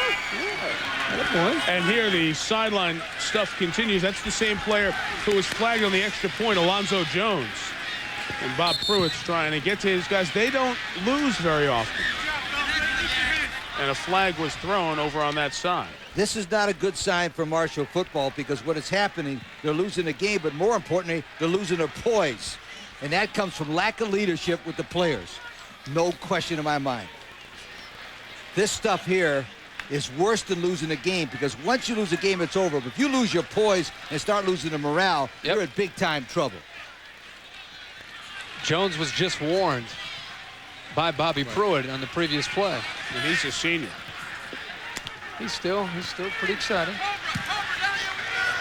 We have a dead ball, personal foul after the touchback, which would be half the distance, 1st and 10. So this drive will start from the 10-yard line.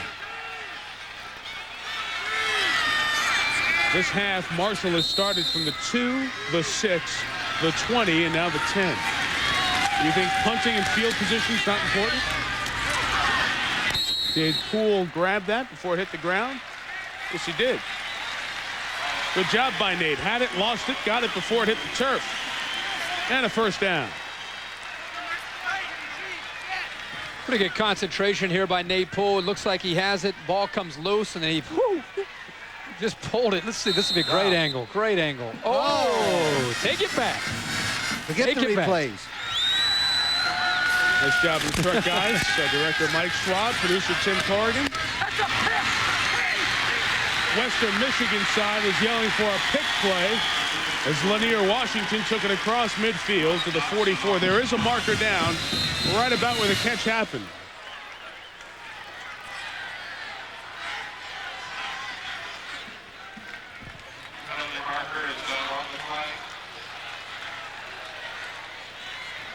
Lee, I like your cigar smoking buddy here. Don makes the calls with some style. Clear. Offensive pass interference. So the pick call from the sideline was correct.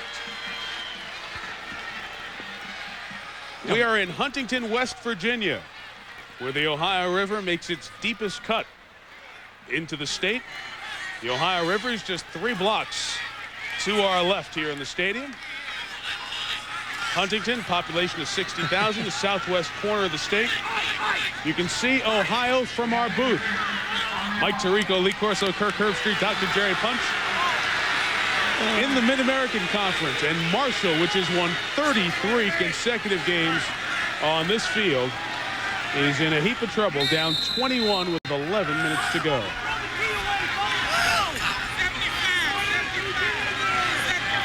Byron Leftwich, the sophomore who has replaced Chad Pennington, has certainly been gutsy tonight as he keeps getting pressured. And that's incomplete. It was an attempted screen, but it's the pressure. It's been in effect all night. Well, it's been in effect all night from the very first play, and a lot of them been coming up through the middle. Lee mentioned that, and they've done a good job of blitzing him from all over the place. His left ankle got banged up early in the game, and Western Michigan has continued to apply the pressure, and you can see that last play. Leftwich just said, heck with this, I'm bailing. Just threw it down right at the feet of the running back in the screen. The running back was out by the hash marks almost at that point. He was lucky he didn't get a flag. Ball didn't cross the line. He's taking enough of a whipping tonight. Yeah. Here they come again. All right, here they come. On a bad ankle. Caught. Freshman Watts. Darius has great speed. And the broken play turned into a first down. Completed to Watts. Michael Vick Jr. No, this is Rohan Davey. Rohan Davey from LSU. Yeah. What I liked about Byron on this one is he always keeps his composure. Watch. Oh, yeah. Right here, turns around, squares his shoulder, and lets it blown up. All right, get rid of the ball. Poor guy. Get killed. Get the Advil out. That was a 23-yard pickup and a first down.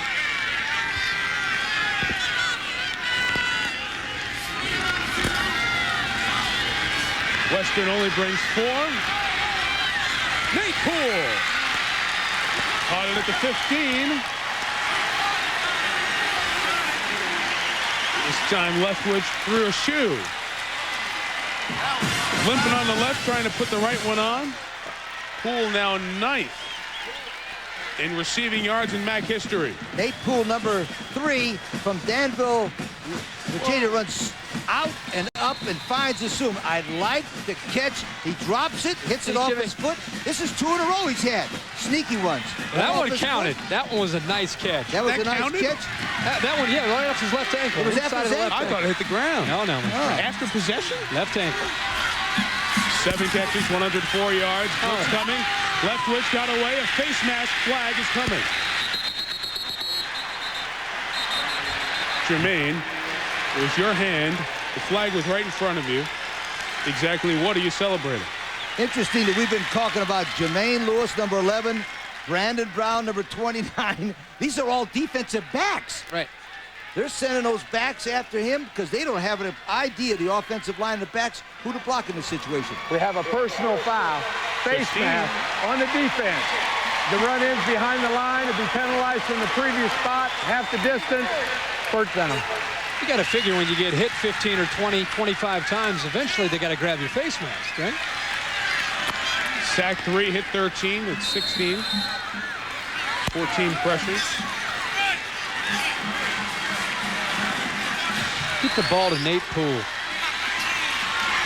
screen here. Darius Watts might work also.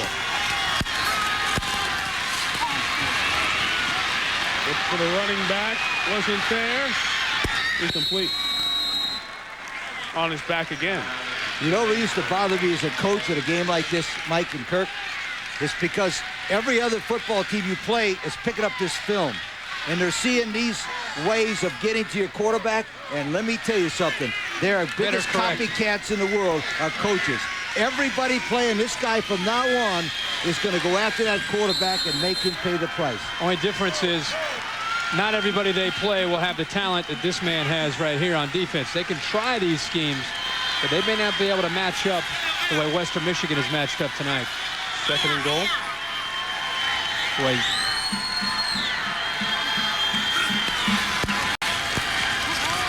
Then again. I'm going to tell you, Miami of Ohio, I saw them play Ohio State. They can match up with these guys. Toledo beat Penn State. They can match up with these guys. They're going to see more of these blitzes than anything in the world from now on. There is not another defense in the MAC as good as Western Michigan. I'd say they're the best, but these other guys are pretty good themselves. Miami of Ohio's pretty good. Toledo's pretty good.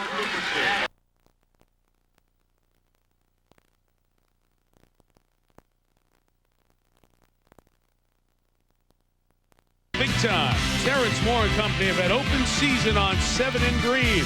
Marshall's still hanging in there, though. It's here, waiting for you. Inside is unlimited strength and power. It builds confidence and reshapes your body. It can change everything. This is Bowflex, an entire gym in one easy-to-use machine. So powerful, it delivers over 60 health club quality exercises with up to 410 pounds of resistance, all in the convenience of your own home. Strength training with Bowflex is so effective that we guarantee you'll get the results you want in 6 weeks or less. And you can own one with no money down and payments as low as $33 per month. Bowflex is real. The results are real. The question is, are you ready for Bowflex? For a free video and brochure, call or go online at bowflexdirect.com. Do the research, listen to real customers, then place your order online and get started. Bowflex. Who said change isn't easy? After 9 straight losses to Tennessee, the Dogs want payback big time. Tennessee versus Georgia at 7, Saturday on ESPN.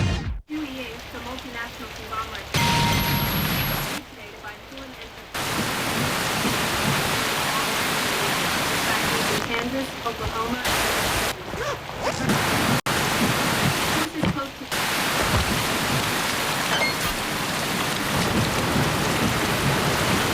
Ever get the feeling some people just stop trying? At Avis, we take a novel. Back at Marshall University Stadium, the Thundering Herd trailing by 21 points with 10 minutes to go in this football game. How grave is that? Well, offensive coordinator Ed Zombrecker, who normally is upstairs, has come down on the field just a little bit ago and has met with his offense, trying to get them fired up. Not only to get them to understand how important that this drive is, we're in the 8th play of a drive right now trying to score, but also getting them to maintain their composure and to execute. Will it work? We'll find out in the next 10 minutes and 3 seconds. Michael? Thanks, Jerry. That's certainly odd. Have a coordinator come out from the box down there. 3 receivers to the bottom. For Watts, freshman, out of bounds.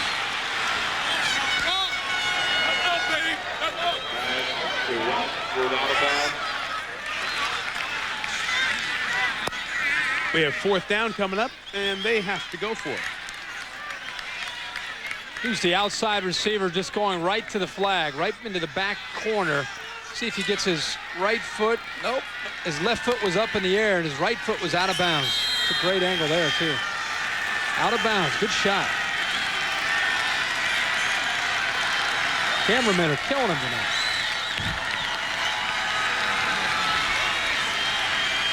Fourth and goal. It's got to be in the end zone.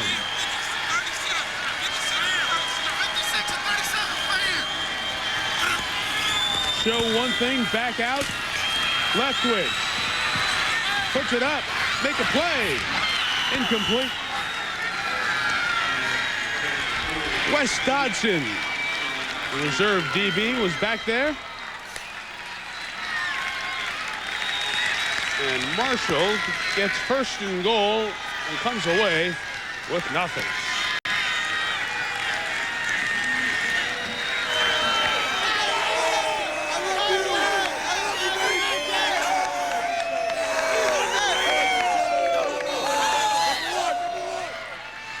If the score stays this way, this would be a huge win for the team from Kalamazoo. Halfway between Detroit and Chicago is Kalamazoo, Michigan. Western, that's had 3 winning seasons, 8-7-7 the win total over the last 3 years. Looking to improve to 5-1 tonight.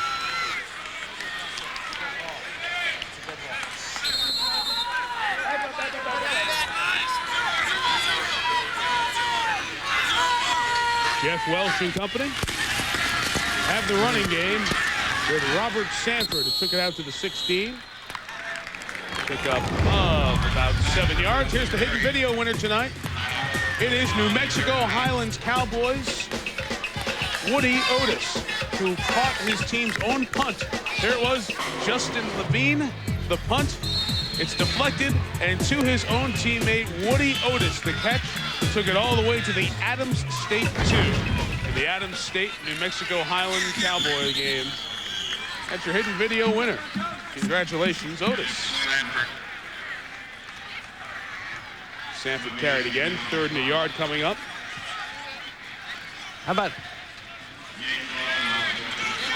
Western Michigan doing it defensively against Marshall's offense, with the offensive line being banged up. That's nothing new for this defense. This defense of Western's had a pretty good start to the season when you consider the teams they've gone up against. Yard to keep the drive alive.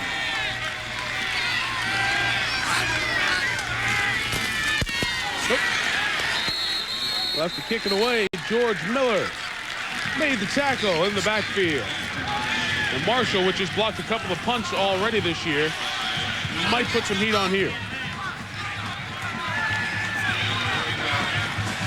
I would say, looking at the scoreboard of 24-3, the only way Marshall could win this game is something on defense scoring, or something on how about a punt return? kicking game. Yeah, something on a kicking game, either a block kick or a punt return. But offensively, there's not enough time for them to score 3 touchdowns.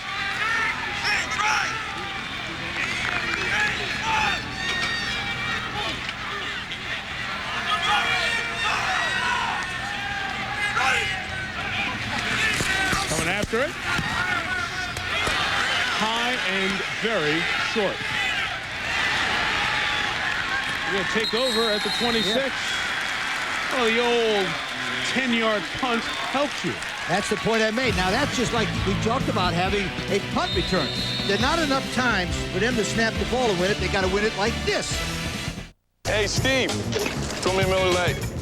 Throw me Miller Lite. Throw me Miller Lite. Throw me Miller Lite. Dustin, the remote Center, the Mets look to The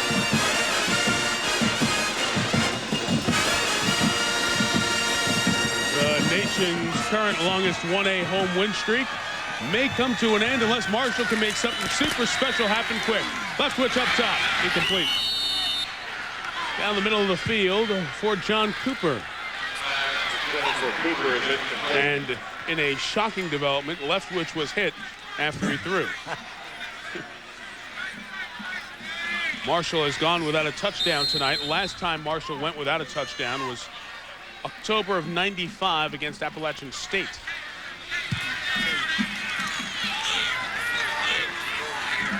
Almost 5 years ago. They're bringing 10 guys, it feels like. Incomplete.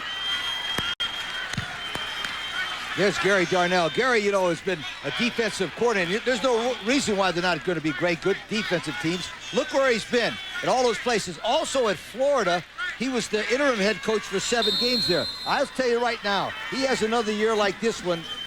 He's going to be a hot prospect to take over and leave Western. You know why? Because this Western is a good program, but it's harder to keep this up. He might take one of those big paying jobs soon. Throw and a catch to the 10 goes Lanier Washington. First down for Marshall. We asked him about that yesterday, and he said it would really take a unique situation as far as leadership. He thinks leadership is very important, and he's not just going to say, "Hey, look at this job over here. They're offering big dollars. Let's go and take this job." He thinks that you have to have a commitment from the top. First down. They can get a first down at the 1. The Pool can take it to the end zone for a touchdown. Nate Pool makes it 24-9.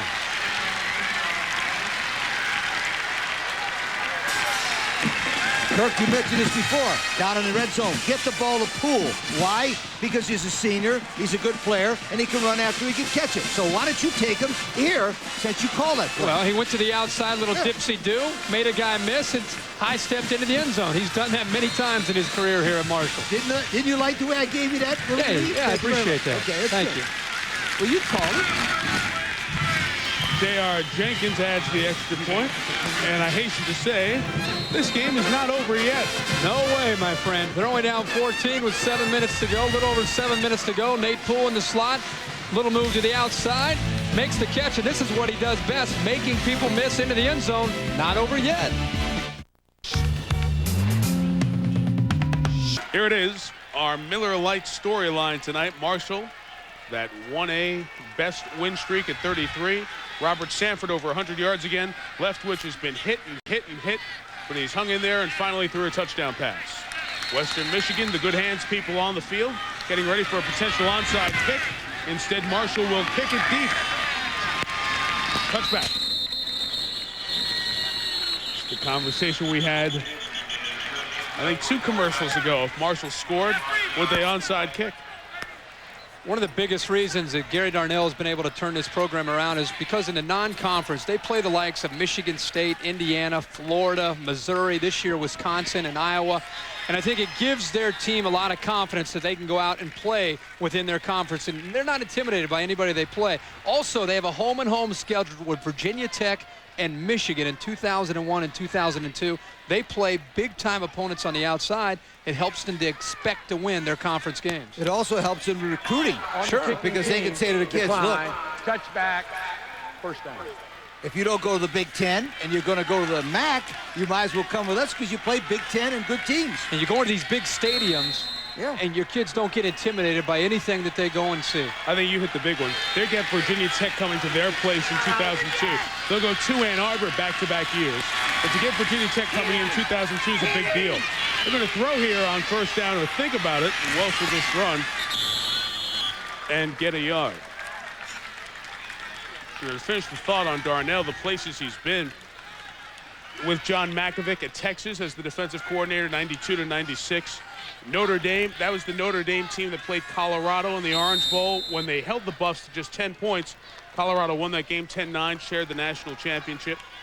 Kansas State, that was that very talented staff that was the first in the turnaround, got them to their first bowl game. Jim Donnan, Dennis Francione, Vic Koenig, the coach of Wyoming, who we'll see a couple more times later this season. Sanford coughed it up! That's a problem he's had. Marshall has the ball. At the 38-yard line, as we said, it's not over. It's not over. And we also said there's not enough time offensively. They've got to do something on defense, correct?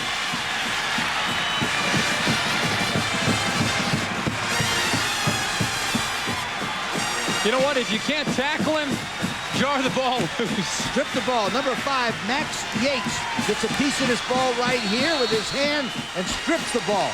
That's what they needed because, see, with 6:19, there's not enough time offensively to take it and go 2 drives. Now they got it.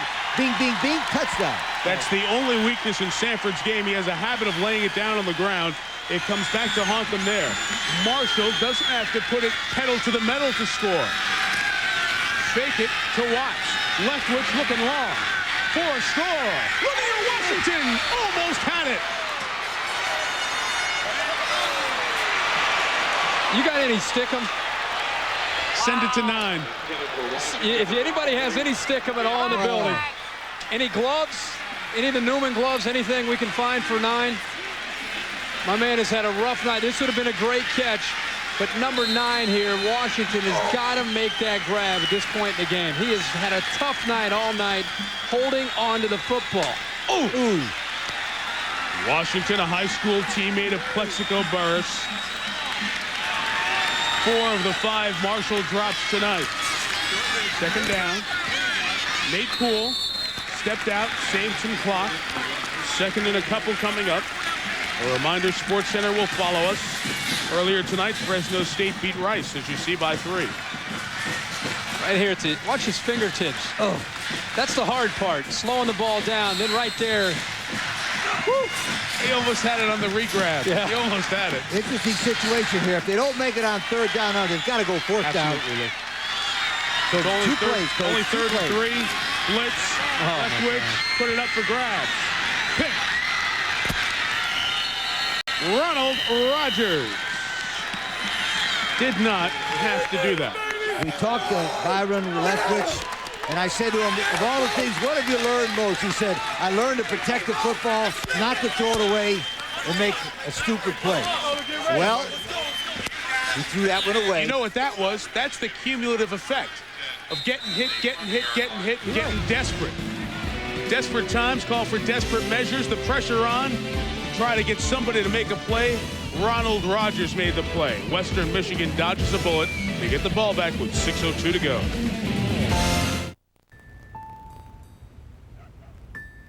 Back at Marshall University Stadium, and an incredible effort by Jeff Welsh and the entire Western Michigan Bronco football team. And Mike Tirico mentioned that Jeff Welsh came out of powerful Mount Carmel High School in Chicago, which gave us Donovan McNabb. But what you may not know is that Welsh has lost 1 game his entire career as a starting quarterback. Never lost one in high school. That one loss came at Wisconsin to open this year. Michael? Jerry, that was the 19-7 game in Madison. As you see, Welsh's efficient numbers. Leftwich first pick of the night. That game up in Madison was interesting in part because they didn't know, as you look at Welsh's parents, what they were going to have in their new starting quarterback. And all of a sudden, they get ready for the game, and here Wisconsin has these suspensions. And how is this Wisconsin team going to react? Well, Wisconsin didn't run the ball the way it has against other teams this year. Bennett was held in human range, under 150 yards.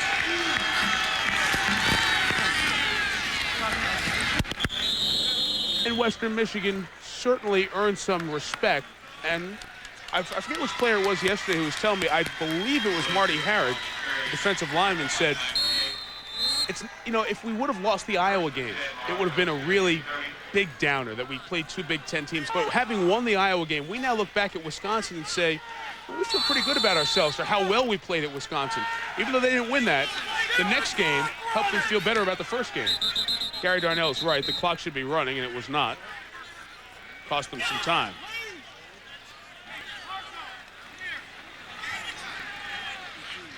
Of course, Wisconsin fans will try to put an asterisk next to that game and mention the suspensions. But I'll tell you what, after seeing Western Michigan play defense in person, this is an impressive unit. They play hard and they take chances and they're aggressive. They get up into the line of scrimmage. And, to be able to compete at the high level, you have to be able to play that style of defense. And they do a nice job of doing it.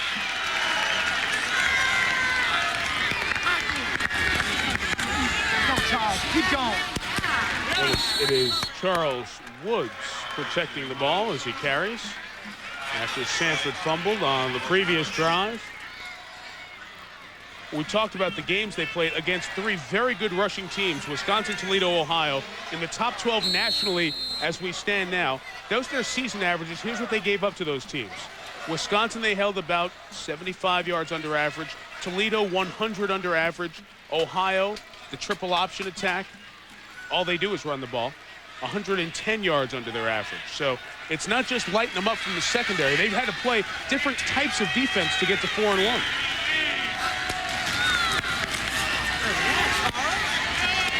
And tonight, a Marshall team that averages 151 on the ground has been held to 80 yards.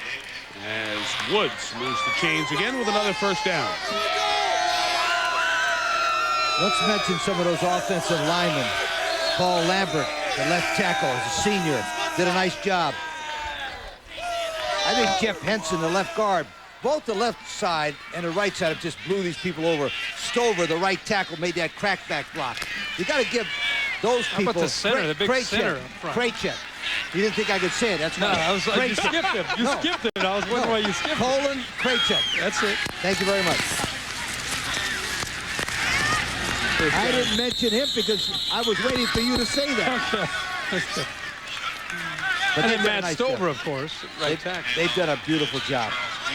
No question. SportsCenter is on the way. The baseball playoff recap from tonight. Previews of the games ahead.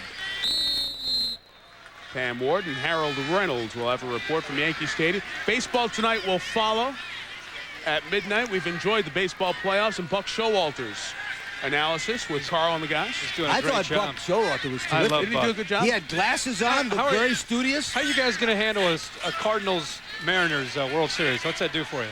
That'd be very interesting. Is that going to be all right? Oh, it'd be terrific. Do you think the Yankees are going to come back? No. Nope. Well, he slides down very smart. He stayed inbounds, not to let the clock stop, and then the late hit is going to bring the 15-yard penalty on Marshall. Very intelligent play by Welsh. Jerry? Guys, you mentioned the offensive line for Western Michigan. Paul Lambert, in particular, number 52. He is from Montreal native and has always dreamed of playing professional football. This past spring, he was drafted by the Hamilton Tiger Cats of the CFL. Although he'd already completed his undergraduate degree, he could go ahead and left and go play pro. He opted to stay at Western Michigan because he wanted to finish his career with guys he came in with, fellow linemen like Colin Graychek and Matt Stover. But most importantly, he wanted one more shot at having a MAC championship ring. And the guys, the way they played tonight, he just might get it. Well, they're going to have to come back through here to get it. And they could very well face Marshall again, depending on what happens on the other side of the division. That's the defensive front. Shout out to B-Town, too. Bill! SportsCenter's next! That's what I'm screaming!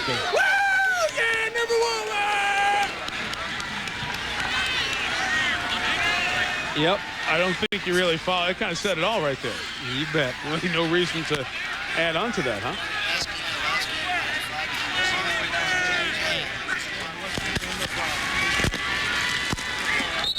They keep running Sanford and Woods smartly, keep the clock running.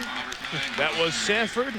Next Thursday night, we go to Blacksburg. How jacked are we to see Michael Vick and the Hokies take on the Mountaineers? The closest Virginia Tech came to a regular season loss last year was against Don Nealon's team. And we will see that rematch next Thursday night. We start with college football tonight, presented by Gateway. Michael Vick makes a miracle happen in Morgantown. Michael Vick trying to come from behind the spectacular run and the leap to get out of bounds and keep the clock alive for what turned out to be the game-winning field goal. Virginia Tech beat West Virginia 22-20. Sanford. Robert Sanford. Touchdown.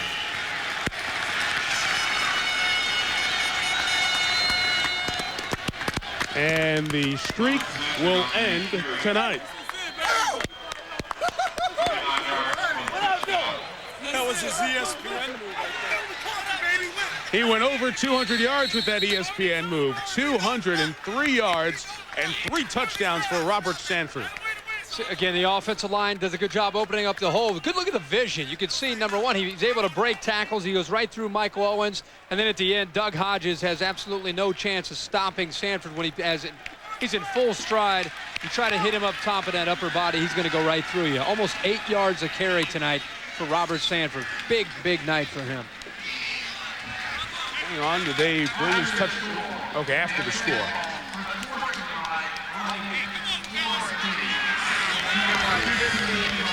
Well, he was on the field, though. Celebration flag. I mean, they can go to it. I mean, I'll find out what he had. Can go over there.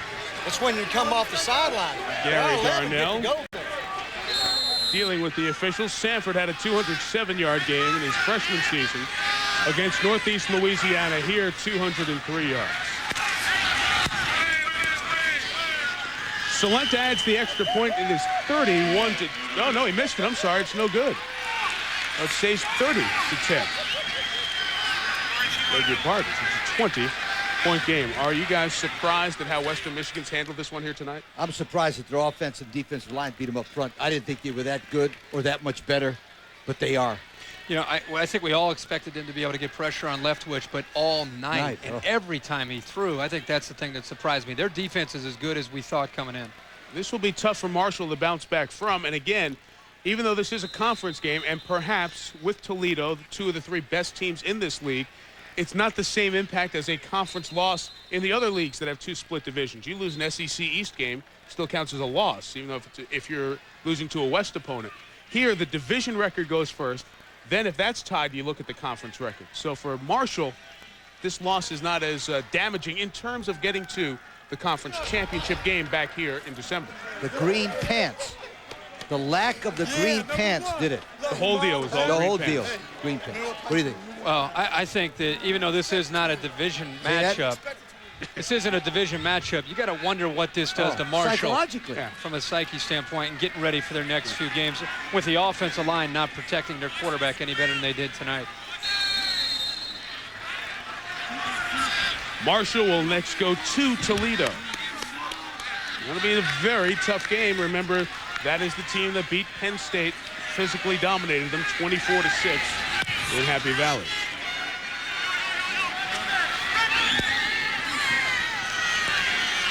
Curtis Jones to the 35. Nice kickoff return for Curtis. After the game at Toledo, at Akron, and Miami of Ohio will be tests as well, and then then Ohio. OU runs the ball and runs the ball and runs it out of the triple option. I think the one I would be worried about is right there, as Kirk mentioned, psychologically. I mean, this was not only a defeat, this was a whipping. They took him behind the shed, whipped him. Sure did. Marshall's 1-0 in its division. Western Michigan forced to take a timeout here. Some personnel issues. Byron Leftwich, 47 pass attempts. Feels like he's been knocked down all 47 times as well. The hit comedy The Whole 9 Yards is on direct ticket pay-per-view. Jimmy the Tulip was a hitman. Everyone's dying. Everybody dies, sooner or later. To know Jimmy the Tulip Tedeschi. I've been following your career since I was a kid. This is Cynthia, Jimmy's wife. There's nothing finer than a fine naked woman holding a gun. Bruce Willis, Matthew Perry, The Whole 9 Yards on direct ticket pay-per-view on DirecTV. I haven't made love in 5 years. Neither have I. I've been married. What in the world? Jesse the Body Ventura back in the AWA. There's only one Jesse the Body. The greatest names in professional.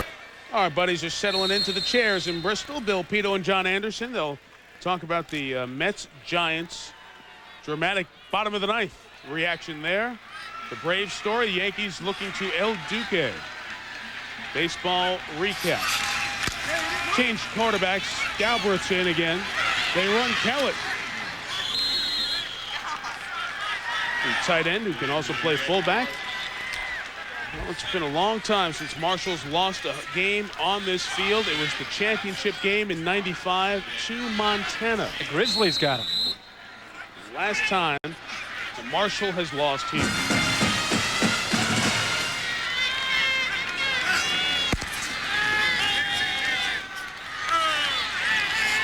And Galbraith feels the wrath of the defense. Psycho Chris Browning. And Marshall takes time out with 56 seconds left. I think it's important to talk about Bobby Pruitt and what he's done here at Marshall. As we talked about it, he's won more games in a 5-year period than any other man that's ever coached a game of college football. Just beat Barry Switzer. I think what he did last year, turning down the Houston job, and he told us, Kirk, right in front of us and everybody else, he turned down a raise of $3,000 a day to stay here and complete his theory with the players and stay here with the program that's been good to him. Look at what this man has done. Now, he's to get beaten today, but the man has done a sensational job in Marshall, and he deserves a lot of credit. Won the 1AA National Championship on their way out of 1AA in 96. 97, Randy Moss's final season. Most wins ever by a school in their first year in 1A. Their first Motor City Bowl win over Louisville in 98. And last year finishing in the top 10 with the undefeated season. But they will fall below 500. They were, as they were, I should say, earlier this year. After the loss at North Carolina, they were 1-2. Beat Buffalo to get to 2-2, then lost here tonight, and will drop to 2-3. Bobby also told us yesterday that every year they try to upgrade something. Last year was the stands. They're going to build an indoor facility here, a practice facility and weight rooms and everything. Kirk, that'll help them in recruiting. That'll also help them get better players and continue to win. This is a good opportunity for Bobby Pruitt. He doesn't want to leave it. But I'm telling you one thing, if he doesn't continue to get the support of everybody here, he will. He can go anywhere he wants. Pass is caught. The final 40 seconds. This is Western Michigan's night. The alma mater of Tim Allen, the comedian, Dave Dombrowski, the baseball executive, Dennis Archer, the mayor of Detroit, and our buddies who we work with, John Saunders at ABC. And Mo Davenport. Mo Davenport was a great defensive back. Senior That's hard for me to believe. College football on ESPN. What Mo play? Safety? Way back. Way back. Corner, safety. When Elliot Uzelak was the coach here, Elliot, who we saw last week, as the offensive line coach at Maryland. You're kind of tying them all in right now, aren't you? Last week on Thursday Night Football. And Marshall. No sense calling the timeout. Yeah. Ain't no sense calling the timeout. You guys are off to South Florida, and I am jealous. That's going to be a great scene in the Orange Bowl with Florida State, Miami game day with Chris and these guys, 11 a.m. from down in South Florida. Florida State's hurting. Winky's hurting. They got 3 or 4 offensive Coach linemen. him up. They're raining. The field's going to be wet. I don't see how Florida State can even stay with their Hurricanes. What about the kicking situation for Florida terrible. State? It's just Florida terrible. State, they're in trouble. They're in trouble. They really have a difficult time. Now, see, you're going to have to match up with Miami's speed at receiver. You ready for that? Yes. Because Miami at wide receiver can get some things done if they can get time to protect their quarterback, Ken Dorsey. Santana Moss, hoping to have a big game, hoping to be able to get out and make some plays. And Reggie Wayne, who's been, when Moss has been down with an injury, Reggie Wayne's been able to pick up the slack. And as far as history of Miami Hurricane receivers, he's been as good as any that they've had. Galbraith goes up top, out of bounds, incomplete pass. But yeah, Lee's going to, the next 48 hours, Lee's basically going to talk down Florida State. He's going to say they don't have a chance. I don't even know why they're going to play it. Wanky doesn't. He's not going to be able to walk. He's going to play on crutches. Nothing. And then he's going to say tomahawk chop. So don't let him use that reverse psychology. I'm here to block out the reverse psychology. That's my job. Well, you guys, we will enjoy watching game day from down there, and it is a fabulous weekend of games. This is the first jumbo-sized weekend of games. So this is New Year's Day in the regular season. Galbraith is hit. They will rule his arm going forward, and an incomplete pass on that second down. 1 snap left with 6 seconds. So Steven, the sophomore, son of a coach. And this night is about these guys. Western Michigan's program had a gigantic win over Iowa, but this game against the 3-time conference champs. We talk about Florida State in the ACC. Since coming into this league, Marshall's had a great record in the conference. They have set the bar at a new level, and tonight Western Michigan has shown that it has reached the current level of Marshall.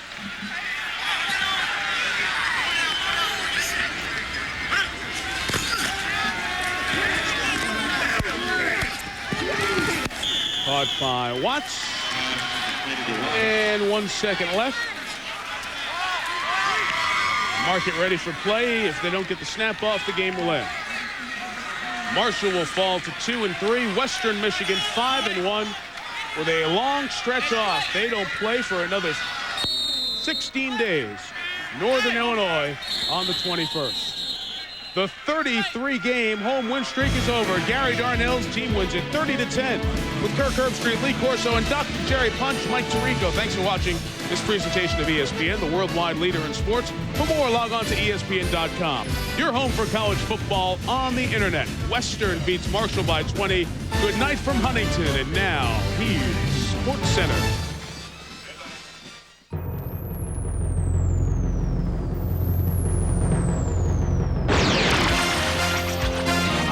This is Sports Center. Coming up on Sports Center, could the Mets even things up? Or would San Francisco take a giant lead? Big Mac caps the attack as the Cards show they had the will. Well, the Braves look for a way to stay afloat.